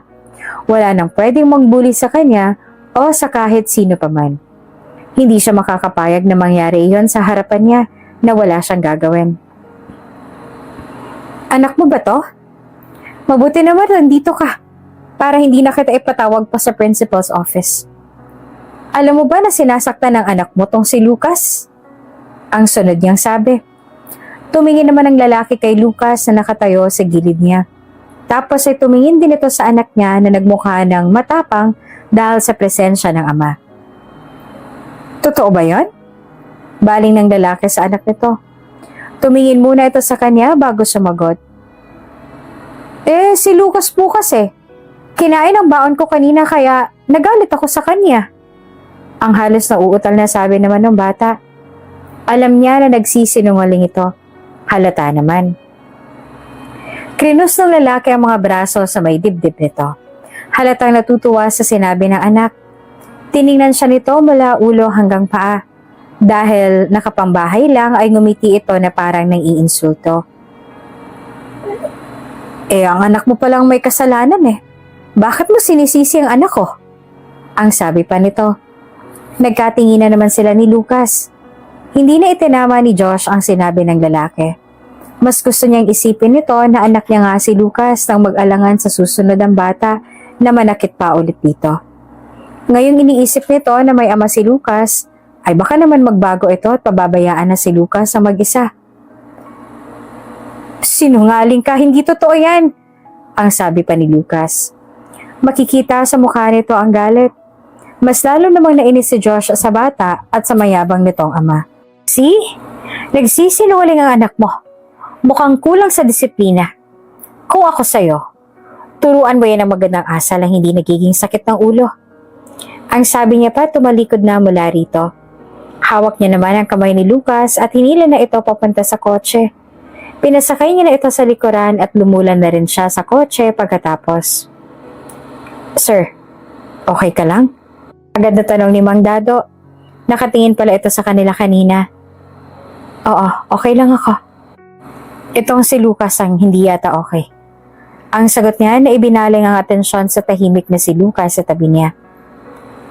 Saan tayo, sir? Tanong ng Mang Dado habang nakatingin sa kanila mula sa rear view mirror ng sasakyan. Iuwi na muna natin si Lucas. Sa susunod na lang tayo pumunta ng mall. Aniya. Tiningnan niya kasi si Lucas mula sa sulok ng mata niya. Nakatanaw ito sa labas ng bintana. Halatang hindi masaya. Tsaka dapat ay ipaalam niya ito mula sa mama niya bago niya dalhin sa mall. Palagi ka ba nang sinasaktan? Ang tanong niya rito. Mahinang tango naman ang naging sagot ni Lucas. Bakit hindi ka lumaban? Ang sunod niyang tanong. Malaki po siya eh. Tsaka marami po sila. Ang mahina nitong sagot. Naiintindihan niya naman ang rason ng bata pero sa isip niya, sana ipakita ni Lucas na hindi siya dapat ginaganon. Na handa siyang lumaban kapag napuno. Pero sino ba naman siya para magsabi dito? Hindi ba nung kabataan niya hindi rin naman nakuhang lumaban sa mga bully na nananakit sa kanya? Hindi ba't si Mika pa nga ang palaging nagtatanggol sa kanya dahil wala siyang lakas ng loob para lumaban? Kaya imbes na pagsabihan si Lucas ay mas pinili niyang tumahimik na lamang. Sorry kung nangialam ako ha. Hindi ko lang gustong ginawa niya sa'yo. Ang basag ni Josh sa katahimikan. Okay lang po. Ako pong dapat na magpasalamat. Kung hindi po kayo dumating, tsak na pinagtulungan na naman nila ako. Ang sabi ni Lucas at nakatungo ito. Buti nga't naisipan kong sunduin ka. Sa susunod na saktan ka ulit nun, isumbong mo sa akin ha, para ipatawag natin ang parents niya. Ang naging sagot niya. Tumingin lang si Lucas sa kanya pero hindi ito sumagot. Siya nga pala, nagtataka lang ako bakit pala hindi ka na bumalik sa mansyon? Iniba ni Josh ang usapan. Kasi po medyo hindi po magandang pakiramdam ni Mama. At saka kailangan kong tumulong sa bukid ni Mang Ruben para kumita rin po ako ng pera. Ang sagot nito. Halata namang nahihiya ito dahil sinundo niya pa talaga ito sa paaralan para lang itanong iyon. Okay na ba siya ngayon? May tono ng pag-aalala ang boses na Josh. Hindi po Naubusan na kasi siya ng gamot. Wala pa kaming pambili. Ang sabi naman ito. O sige, ibigay mo kay Mandado ang reseta ng mama mo. Bibili namin tapos ipapahatid ko sa kanya sa bahay niyo. Okay ba yun? Bigla namang nagliwanag ang mukha ni Lucas. Halata namang natuwa sa sinabi niya. Naku sir, maraming salamat po. Maraming salamat po talaga. Ang halos hindi matapos-tapos na pasasalamat ni Lucas sa kanya. Tuwang-tuwa naman ang mukha nito. Napangiti naman si Josh. Buti naman at napangiti niya si Lucas. Masaya rin siya kapag masaya ito. Nang nasa tarangkahan na sila ng bahay ni Lucas, ay nakita niya kung paano ang sitwasyon nito. kung gaano itong kahikahos sa buhay. Halos tagpi-tagpi ang bubong ng bahay. Ang dingding naman ay halos wala na dahil ang ilang bahagi nun ay natatabingan na lang ng sako. Awang-awa siya sa bata. Halos takbuhin ni Lucas ang pagpasok sa bahay nang bumaba ito. Maya-maya pa ay lumabas na ito na may dalang papel. Iyon na yata ang reseta ng ina nito. Sir, salamat po talaga ha. Hayaan niyo po, pagtatrabahuan ko po ito sa mansyon para makabayad po ako sa inyo. Ang sabi ni Lucas nang inabot sa kanya ang piraso ng papel. Halos hindi naman na mabasa ang pangalan ng pasyente dahil sa kalumaan noon. Tiningnan niya sana kung anong pangalan ng ina nito. Kaso ang nakita niya na lang ay iilang letra. Halos hindi niya pa nga mabasa ito. Nagtataka tuloy siya kung tatanggapin ba ito ng butika. Heto, ibili niyo ng pagkain ng mama mo. Tapos baon mo sa school ng iba, okay? Inabot na ni Josh sa bata ang iilang peraso ng papel na pera. Gulat na gulat naman si Lucas. Nagdadalawang isip kung tatanggapin niya ito o hindi. Sir, ang dami nito. Ang tanging nasabi ni Lucas. Gulat na tumingin sa kanya. Napangiti siya sa reaksyon nito. Sige na, kunin mo na to. At isinilid sa bulsa ng bata ang pera. Mas lalo naman itong nagulat sa ginawa niya. Sige na, bumili ka na ng pagkain ninyo. Bisitahin mo ako sa mansyon minsan, ha? At paalam ka kay mama mo na dadalhin kita sa mall. Mag-shopping tayo. Ang sabi pa ni Josh. Tumango naman si Lucas. Kumaway pa ito sa kanila habang hinahatid sila ng tingin mula sa kinatatayuan. Sir, mukhang magaan ang loob niyo sa bata ah. Sabi ni Mang Dado. Nakangiting nakatingin sa kanya mula sa rearview mirror. Oo nga, Mang Dado eh. Hindi ko alam kung bakit pero magaan ang loob ko sa kanya. Parang nakikita ko kasi ang sarili ko sa kanya nung nandito pa ako sa Pilipinas. Ang sagot niya rito. Sa bagay, kahit naman ako ay magaan din ang loob ko sa batang yon. Naaawa ako sa kanya. Lalo na't mabait at masipag. Alam niyo po ba na palaging honor sa klase si Lucas? Ang sabi ni Mang Dado. Lalo naman siyang napahanga sa bata. Kung papayag ito at ang kanyang ina ay gusto niya itong ampunin at doon na tumira sa mansyon. Total, hindi niya naman nakikita ang sarili na mag-aasawa ay gusto niya na lang na mag-ampon ng katulad ni Lucas. Hanggat hindi niya nahahanap ang kababata ay hindi siya titigil para hanapin ito. At hindi niya rin kaya na umibig muli. Tanging ito lang ang hinahanap ng puso niya. Kinabukasan ng mabalitaan ni Manang Lourdes ang ginawa ni Josh para kay Lucas ay nagpupuyos ito sa galit. Nagtaka naman si Betty sa inasal ng matanda, kaya ay nagsumbong ito kay Mang Dado. Nako, hindi na ako magtataka sa matandang yan. Ang feeling niya kasi pag-aari niya tong mansyon. Nagsiselos yan, sabi ni Mang Dado, habang pinupunasan ng bintana ng kotse. Pero hindi naman siyang tagapagmana nito. Andyan si Sir Josh, oh. Buhay na buhay. Ang sabi naman ni Betty. Syempre, nung hindi pa natagpuan si Sir Josh sa mga magulang nito, ay talaga namang naghahari-harian dito yang si Manang Lourdes. Akala niya kasi, sa kanya ibibigay itong mansyon kapag nawala yung mag-asawa na Delavin. Ang dugtong naman ni Mang Dado. Napatangu-tangu naman si Betty habang nakikinig dito. Naiintriga. Pero balak yata ni Sir Josh na ampunin si Lucas ah. Napapalakpak si Betty sa narinig. Natutuwa siya. Alam niya kasi na mapapabuti ang buhay ni Lucas sa poder ni Josh. Nasa ganoon naman silang itsurang pag-uusap nang biglang dumating si Manang Lourdes at nakataas ang kilay nito. Binabayaran ba kayo dito para makipagchismisan? Ang sarkastiko nitong tanong kay Betty. Umiling naman ang dalaga. At ano yung naririnig kong aamponin? Dagdag pa nito na si Mang Dado naman ang hinarap. Nagkatinginan ng lalaki at si Betty. Kumurap-kurap si Betty na parang may ibig sabihin. Yung pusa po sa kalye, Manang Lourdes, bala kong ampunin. Naaawa kasi ako kaya inuwi ko na lang. Ang pagsisinungaling pa ni Mang Dado. Parang nabunutan naman ng tinik si Betty dahil nag-thumbs up pa ito. Nako, nagdagdag ka pa ng palamunin dito. Ang mapakla nitong tura na alam niya naman na hindi ito natutuwa sa nalaman mula sa kanya. Pasensya na, Manang Lourdes. Alam niyo naman na maawain ako sa mga hayop, ang sabi ni Mang Dado. Yan, parehas kayo ni Josh. Masyadong maawain. Tingnan mo, nagpatuloy pa ng magnanakaw dito sa bahay. Alam niya ang tinutukoy nito ay si Lucas. Talagang mainit ang dugo nito sa bata at hindi naman nila alam kung bakit. Sa susunod na makikita ko yung batang yan dito, ay talagang kakalad ka rin ko yan palabas ng mansyon at ng magtanda. Napangiwi naman si Betty nang marinig niyang sinabi ni matandang babae. Naaalala niya yung nangyaring pananabunot at pananambal nito kay Lucas noon. Hindi malayo na gawin nito ang pagbabanta. Hindi na lang sila umimik pa para wala na itong sabihin pa. Betty, iakyat mo na yung mga damit ni Sir sa kwarto niya. Hindi yung pakikipagchismisan ka dito. Ang sabi nito kay Betty bago tumalikod. Binilata naman ng dalagang matanda dahil sa totoo lang, naiinis rin siya sa kasungitan nito. Agad naman na tumalima si Betty dahil ayaw niyang matalakan na naman siya at makurot sa singit. Tahimik namang nakaupo si Josh sa silya sa balkonahe ng kanyang silid. Nakatanaw siya sa mga nagkikislapang mga ilaw sa hindi kalayuan. Nag-iisip siya kung anong resulta ng kanyang pagpapahanap kay Mika at kay Lola Marcela.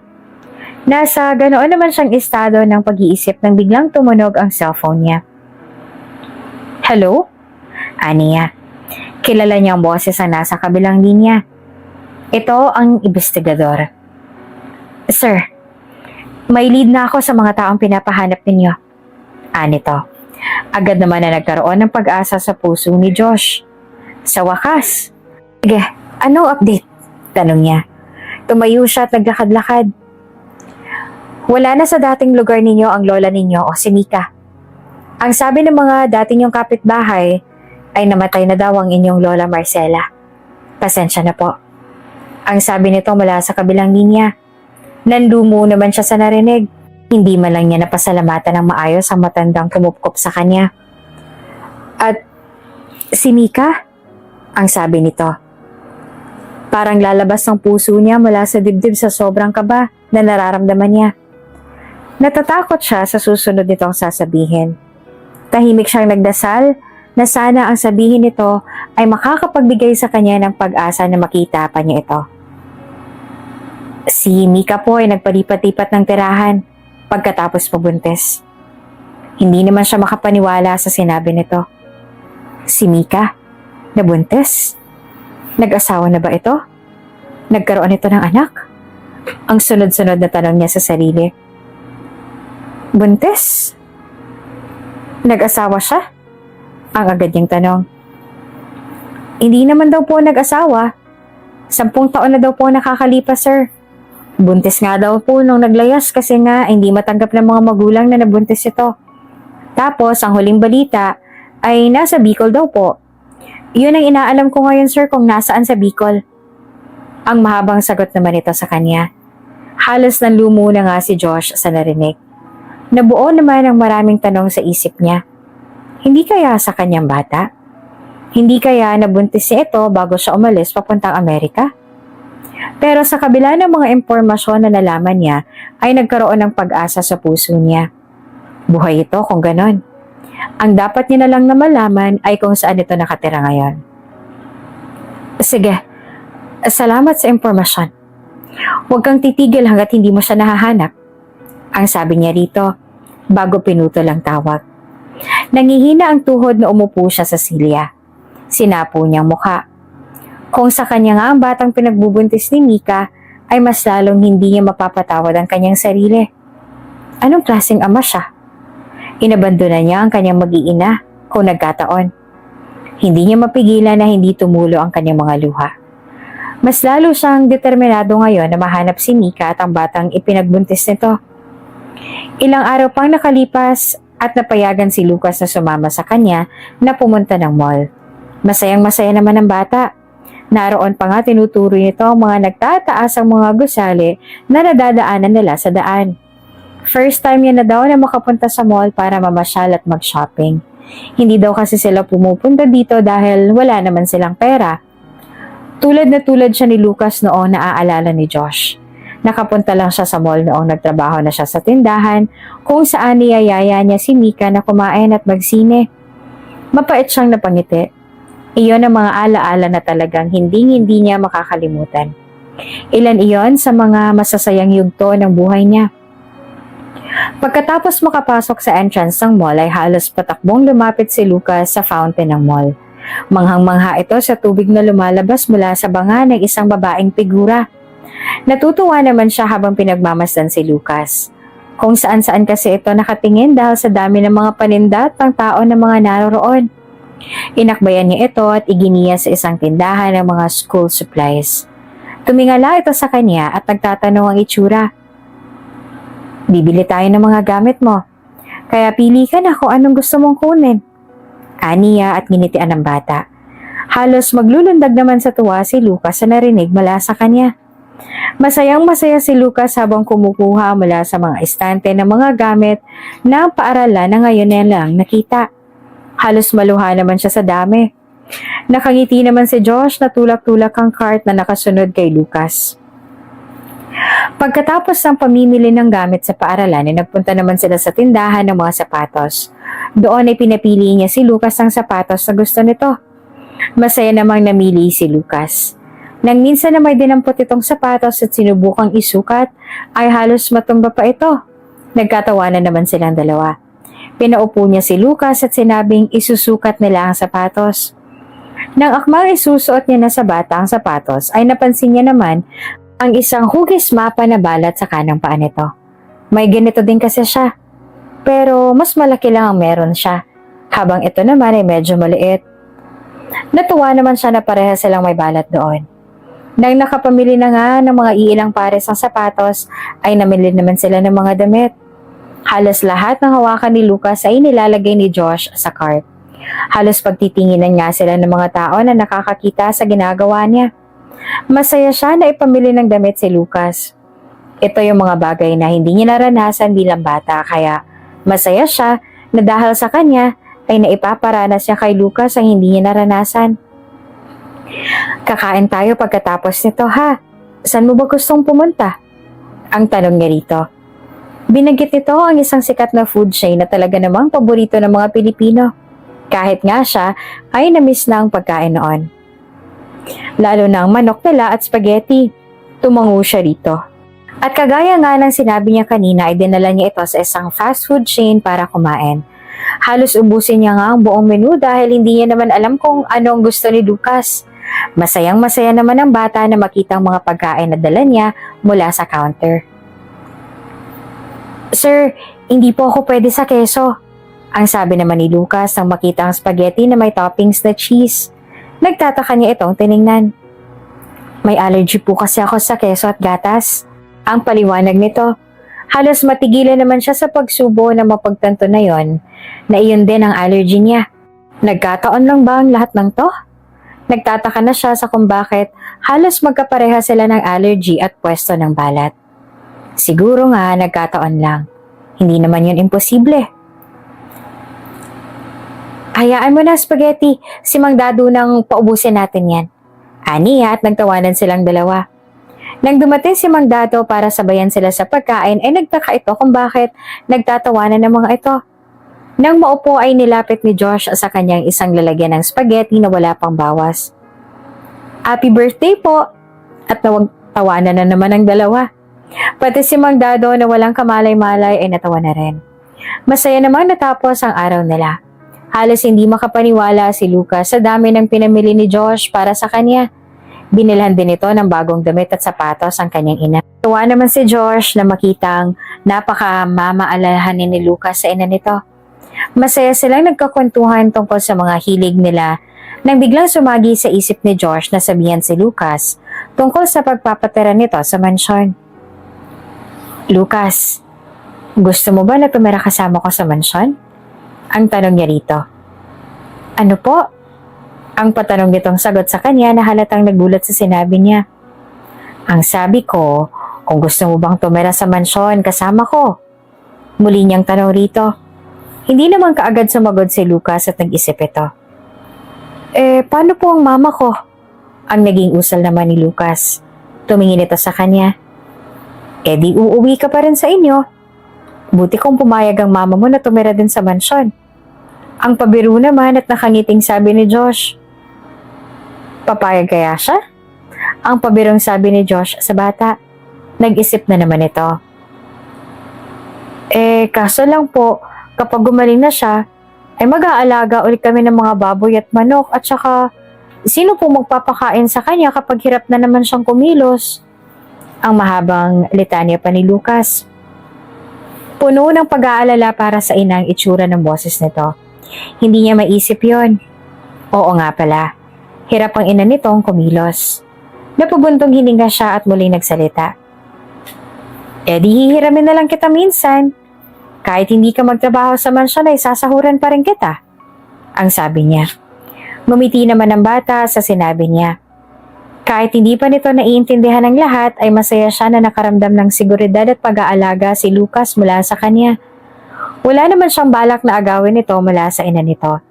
Naging palagay lang ang loob niya rito kaya ikakagalak niya na makilala palalo ang bata habang andito pa siya sa Pilipinas.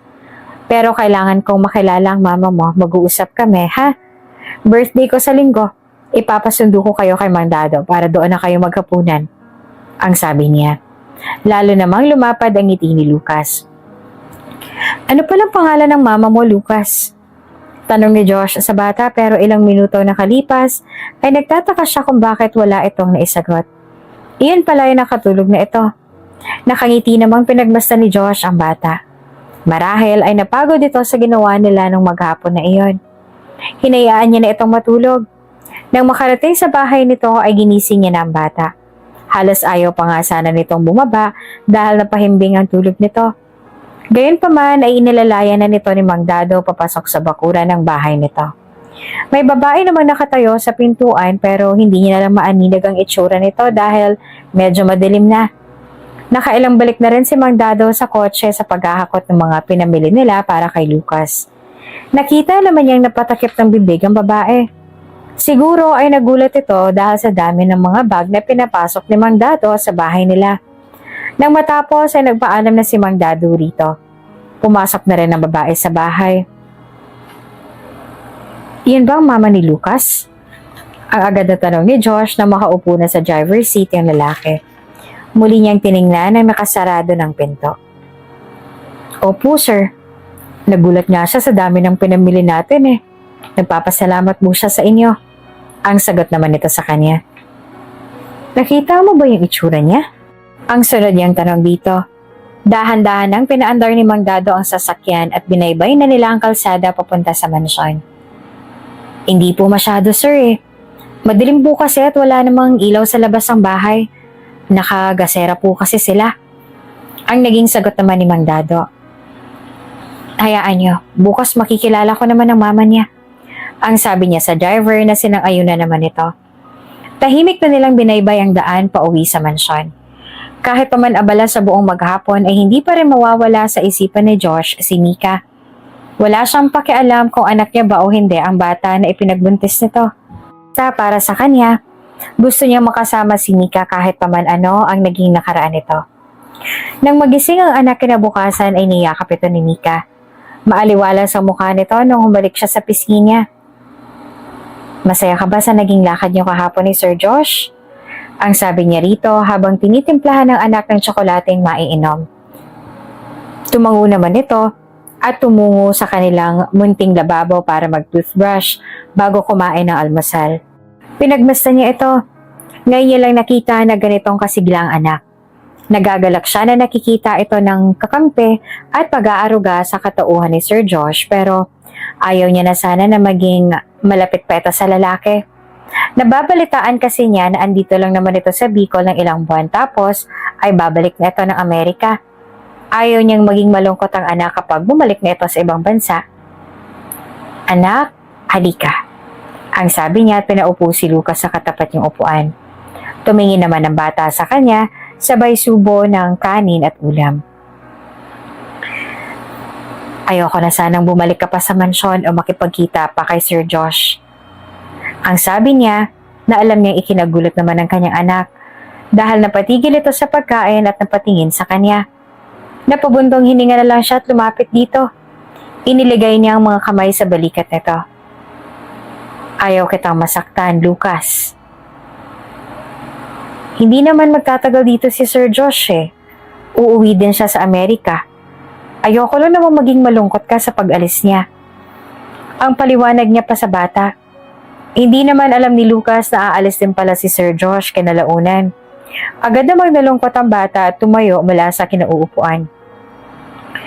Hindi yun totoo. Ang sabi ni Sir Lucas.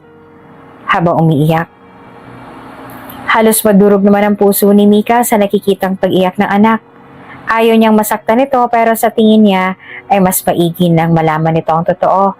Kesa naman sa umasa ito na matagal silang magkakasama. Anak, makinig ka sa akin.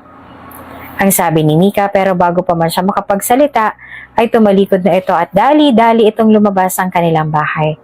Nagtatatakbo ito palayo. Gusto niyang habulin ng anak pero hindi niya kaya. Nang bigla siyang makaramdam ng kirot sa dibdib ay napaupo siya sa sahig at ilang ulit na napaubo. Pakiramdam niya ay mamamatay siya sa sakit. Pilit na hinahabol ng kanyang mga mata ang papalayo na si Lucas pero hindi niya na ito makita pa. Nakita naman ni Josh na humahango si Lucas sa papalapit sa mansyon. Nasa balkonahe kasi siya at nagkakape kaya nakita niya kaagad ito. Kumuway siya dito pero tila hindi naman siya nito napansin. Bumaba na lamang siya at inantay itong makarating sa harapan ng mansyon. Humahangos pa ito nang makarating sa kanya. Niyakap niya ito pero kumawala ito sa yakap niya. May galit naman na tumingin sa kanya. Ano nangyari? Ang tanong ni Josh sa bata. Naguguluhan siya. Hindi naman sila ganito kahapon. Tsak niya na may nangyari kaya ganitong inaasal ito ngayon. Totoo ba? Naaalis ka rin? Ang tanong ni Lucas sa pagitan ng malalim na paghinga. Naguguluhan naman si Josh. Saan? Saan naalis? At napagtanto niya ng ibig nitong sabihin. Mariin siyang napapikit kasabay ng malalim na buntong hininga. Sinungaling ka. Sabi mo titira tayo na magkasama dito. Tapos iiwan mo din pala ako. Nangingilid naman ng mga luha na sabi ni Lucas. Sinubukan namang hawakan ni Josh ang kamay nito pero iniwas nito ayon. Napaatras pa nga mula sa kanya. Lucas, hindi ako nagsinungaling sa'yo. Oo, aalis ako dahil hindi naman ito ang tahanan ko. Pero babalik rin ako kaagad. Pangako. Aniya. Naguguluhan siya kung bakit napakalaking issue ito para sa bata. Parehas kayo ng tatay ko. Ang mariin na sabi nito, tumalikod na. Sinubukan niya itong habulin pero mabilis na itong nakatakbo papalayo. Wala namang nagawa si Josh kung hindi ang pumasok sa loob ng mansyon at tawagin si Mang Dado. Uunahan niya si Lucas sa bahay nito. Kailangan nila makapag-usap. Ayaw niyang magtanim ng galit sa kanya ang bata. Dali-dali namang lumabas si Mang Dado at inilabas na ang kotse sa garahe. Nasa ganoong pag-iisip si Josh nang tuminog ang kanyang cellphone. Ang pangalan nito ng private investigator nakikita niya sa screen, kaya agad niya itong sinagot. Mr. Delavine, good news! Natuntun ko na si Mika. And what a coincidence! Nasa iisang lugar lang kayo. At ang pangalan ng batang kasama niya ay si Lucas Samonte. Hindi niya na naintindihan ang susunod na sinabi nito. Nabingin na siya sa lakas ng kabog ng dibdib niya. Si Lucas, ang anak ni Mika? Hindi niya na napansin na wala pala siyang kausap sa kabilang linya. Sir, tara na. Ang boses naman ito ni Mang Dado na pumukaw sa kanya mula sa kanyang pag-iisip. Sumakay naman siya sa kotse at sa kanilang pagpatakbo papunta roon ay lalong nabuo ang mga bagay na kumokonekta sa kanila. Ang balat nito sa paa. Maging ang allergy nito sa cheese at sa gatas. Lahat ng yon ay kaparehas ng sa kanya. Pagkatapos ang katotohanan na talagang magaan ang loob niya sa bata. Iyan pala dahil anak niya ito. Positibo siya na anak niya nga si Lucas. Ngayon, kailangan niya na lang na makaharap si Mika para malaman dito ang buong katotohanan. Mabilis na narating ni Josh ang munting kubo ni na Lucas. Dahil bukas ang pinto ay pumasok na siya doon. Nagulat siya nang makita ang nakahiga na figura sa sahig. Hawak-hawak nito ang dibdib na tila namimilipit sa sakit. Nakita niya ang bukas na bote ng mga gamot at ang mga nagkalat na tableta sa may uluhan nito. Agad niya itong nilapitan at sinaklolohan. Mika? Ang halos pabulong niyang sambit sa pangalan ng babae. Nagmulat naman ito ng mata nang marinig ang pangalan niya at nang makilala kung sino ay impit ito na paiyak. Josh, ikaw nga. Pilit na inangat ang kamay at hinaplos ang kanyang pisngi. Hinawakan niya ang kamay nito na nasa pisngi niya. Ang payat ng mga kamay nito. Ani mo'y halos buto at balat na lang ito. Hindi naman mapigilan ni Josh ang maluha. Sa wakas ay nagkita sila ulit. Si Mika na 10 taon nang nawalay sa kanya, ang kalahati ng kanyang puso. Inalalayan niya ang babae para makaupo ito sa sahig. Bumalik na sa normal na kulay ang mukha nito. Hindi katulad kanina na kulay talong na ito halos. Inabot nito ang isang tableta at inilagay sa bibig. Nginuya. Kinuha ni Josh ang baso ng tubig na nasa lamesa at pinainom ang babae. Muli niyang tinitigan ito. Andun pa rin ang angkin nitong kagandahan pero natabunan na ito ng mga lubog na pisngi at lubog na mga mata. Parang piniga ang puso niya sa itsura nito. Kahit tagal kitang hinanap, bakit hindi ka malang sumulat sa akin? Ang tanong niya rito. Garal-gal ang boses nang sumagot sa kanya. Sorry. Kasi hindi ko nasabi sa'yo na buntis ako. Pinalayas ako ni Nachang Gina. Wala akong nadala na gamit. Ang address sa telepono na ibinigay mo sa akin ay naroon sa mga gamit ko. Hindi ko na nabalikan pa. Sorry, Josh. Ang sabi nito sa pagitan ng mga hikbi. Si Lucas. Anak ko ba siya? Ang sunod naman niya naging tanong. Tumango naman si Mika at doon na napahaguluhol silang pareho. Si Lucas na hindi niya nagawang ipagtanggol ng mga panahon na inaapi ito at sinasaktan ng mga kaklase. Si Lucas na maagang nagbanat ng buto dahil sa kahirapan. Si Lucas na pinagbuhatan ng kamay ni Manang Lourdes. Puno ng hinanakit at pagsisisi ang puso niya. Anong mukha na maihaharap niya sa anak niyang si Lucas? Matatanggap kaya siya nito samantalang galit ito sa sariling ama? Niyakap niya si Mika. Yumakap din ito ng mahigpit sa kanya. Hindi na tayo magkakahiwalay. Ang balon niya rito. Hinawakan niya magkabilang gilid ng mukha nito at tinampian ng halik ang mga labi nito. Pinahid niya ang luha na nasa pisngi nito. Nasa ganoon silang posisyon nang biglang pumasok si Lucas. Nagtatanong ang ekspresyon ng mukha sa nadatna na itsura nilang dalawa. Naguguluhan ito sa nasaksihan. Ma? Bakit ka niyayakap ni Sir Josh? Ang kunod noon nitong tanong.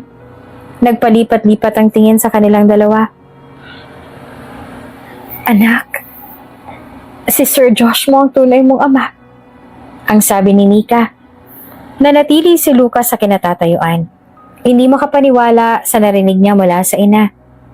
Si Sir Josh ang papa niya? Ikaw? Hindi naman makapaniwala ang sabi ni Lucas. Tumango si Josh at inilahad ang kanyang mga braso. Patakbo na yumakap sa kanya ang bata. Mahigpit siya nitong niyakap habang umiiyak. Gumanti rin siya ng yakap rito. Sorry anak, hindi kita nahanap kaagad. Alam mo bang, noon ko pa kayong hinahanap ng mama mo? Ang sabi niya. Tumingin naman ng bata sa kanya at niyakap siyang muli. Hindi ito sumagot. Parang nabunutan naman ng tinik si Josh sa naging mga pangyayari. Tanggap siya ni Lucas at hindi ito galit sa kanya kagaya ng imahinasyon niya. Hindi na tayo maghihiwalay pa. Pangako yan. Sa mansya na tayo titira. Ako, si mama mo, at ikaw. Ang usal ni Josh habang yakap ang anak. Sa wakas ay natuldukan na ang paghahanap niya. Sa tagal ng kanilang paghihintay ay nakauwi na rin siya sa wakas. Ito ang tahanan niya. Sa piling ni Mika at ng kanilang anak. Ilang buwan ang nakalipas at muling lumipad si Josh papunta sa Pilipinas. Sa oras na ito ay hindi na siya aalis pa. Pamamahalaan niya na ang mga mango plantation pati ang bakahan sa Bicol. Sabik siya makauwi sa mansyon. Alam niya kasi na andoon nag-aantay ang anak niya at ang kanyang soon-to-be wife na si Mika. Oo, Magpapakasal na sila ni Mika pagkatapos na ilalakarin na nila ang rehistro ni Lucas para dalhin dito ang apelido niya. Nasasabik siyang makatungtong uli ng Pilipinas. Pero iba sa nakaraan niyang uwi ay alam niyang wala na siyang hahanapin pa. Agad namang bumaba si Josh ng sasakyan nang huminto ito sa harap ng mansyon. Agad siyang sinalubong ng halik at yakap ni Mika. Medyo bumalik na ang pangangatawan nito dahil sa walang palyang gamutan. Dasal na nga nila na tuluyan na itong gumaling para mabigyan na nila ng kapatid si Lucas. Agad din naman siyang niyakap ni Lucas at hinalikan sa pisngi. Mukha namang tumangkad pa ito mula noong huli nilang kita. Kabiro niya namang ginulo ang buhok nito. Pa, pasalubong ko sa'yo. Sabay bigay ni Lucas ang report card sa ama. Napatingin naman si Josh na makita ang mga marka ng anak. Matataas ang mga ito. Proud na proud siya sa ipinapakita na dedikasyon ng anak sa pag-aaral. Anak ka talaga sa akin, ang sabi ni Josh sabay kindat kay Mika. Nagprotesta naman ang kabiyak sa sinabi niya. Hoy, matalino din naman ako ang sabi nito na nakanguso. Kunyari ay nagtatampo. Oo nga, matalino sa kalokohan. Ang natatawa at pabiro namang sabi ni Josh sabay akbay kay Mika. Pasalamat ka, mahal kita. Oo na. At niyakap nito ang kabiyak sa bewang. Nagtawanan na lang sila. Sir? Boses iyon ng isang babae mula sa pintuan ng mansyon. Si Betty at nakangiti ito sa kanila at sa nakikitang pagtatawanan nila. Oh, Betty, kamusta naman ang mayordoma ng Villa Catalina? Ang pabirong sabi ni Josh sabay akbay sa mag-ina niya habang paakyat ng hagdan. Sir naman, hindi nga ako mayordoma ang nakangusong protesta nito. Simula kasi nung nasa mansyon na nakatira si Mika at Lucas, ay pinaalis na ni Josh si Manang Lourdes.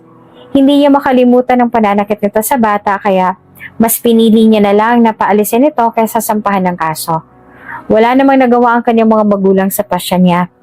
Susunod rin naman ang mga ito sa Pilipinas para dumalo sa kasal niya.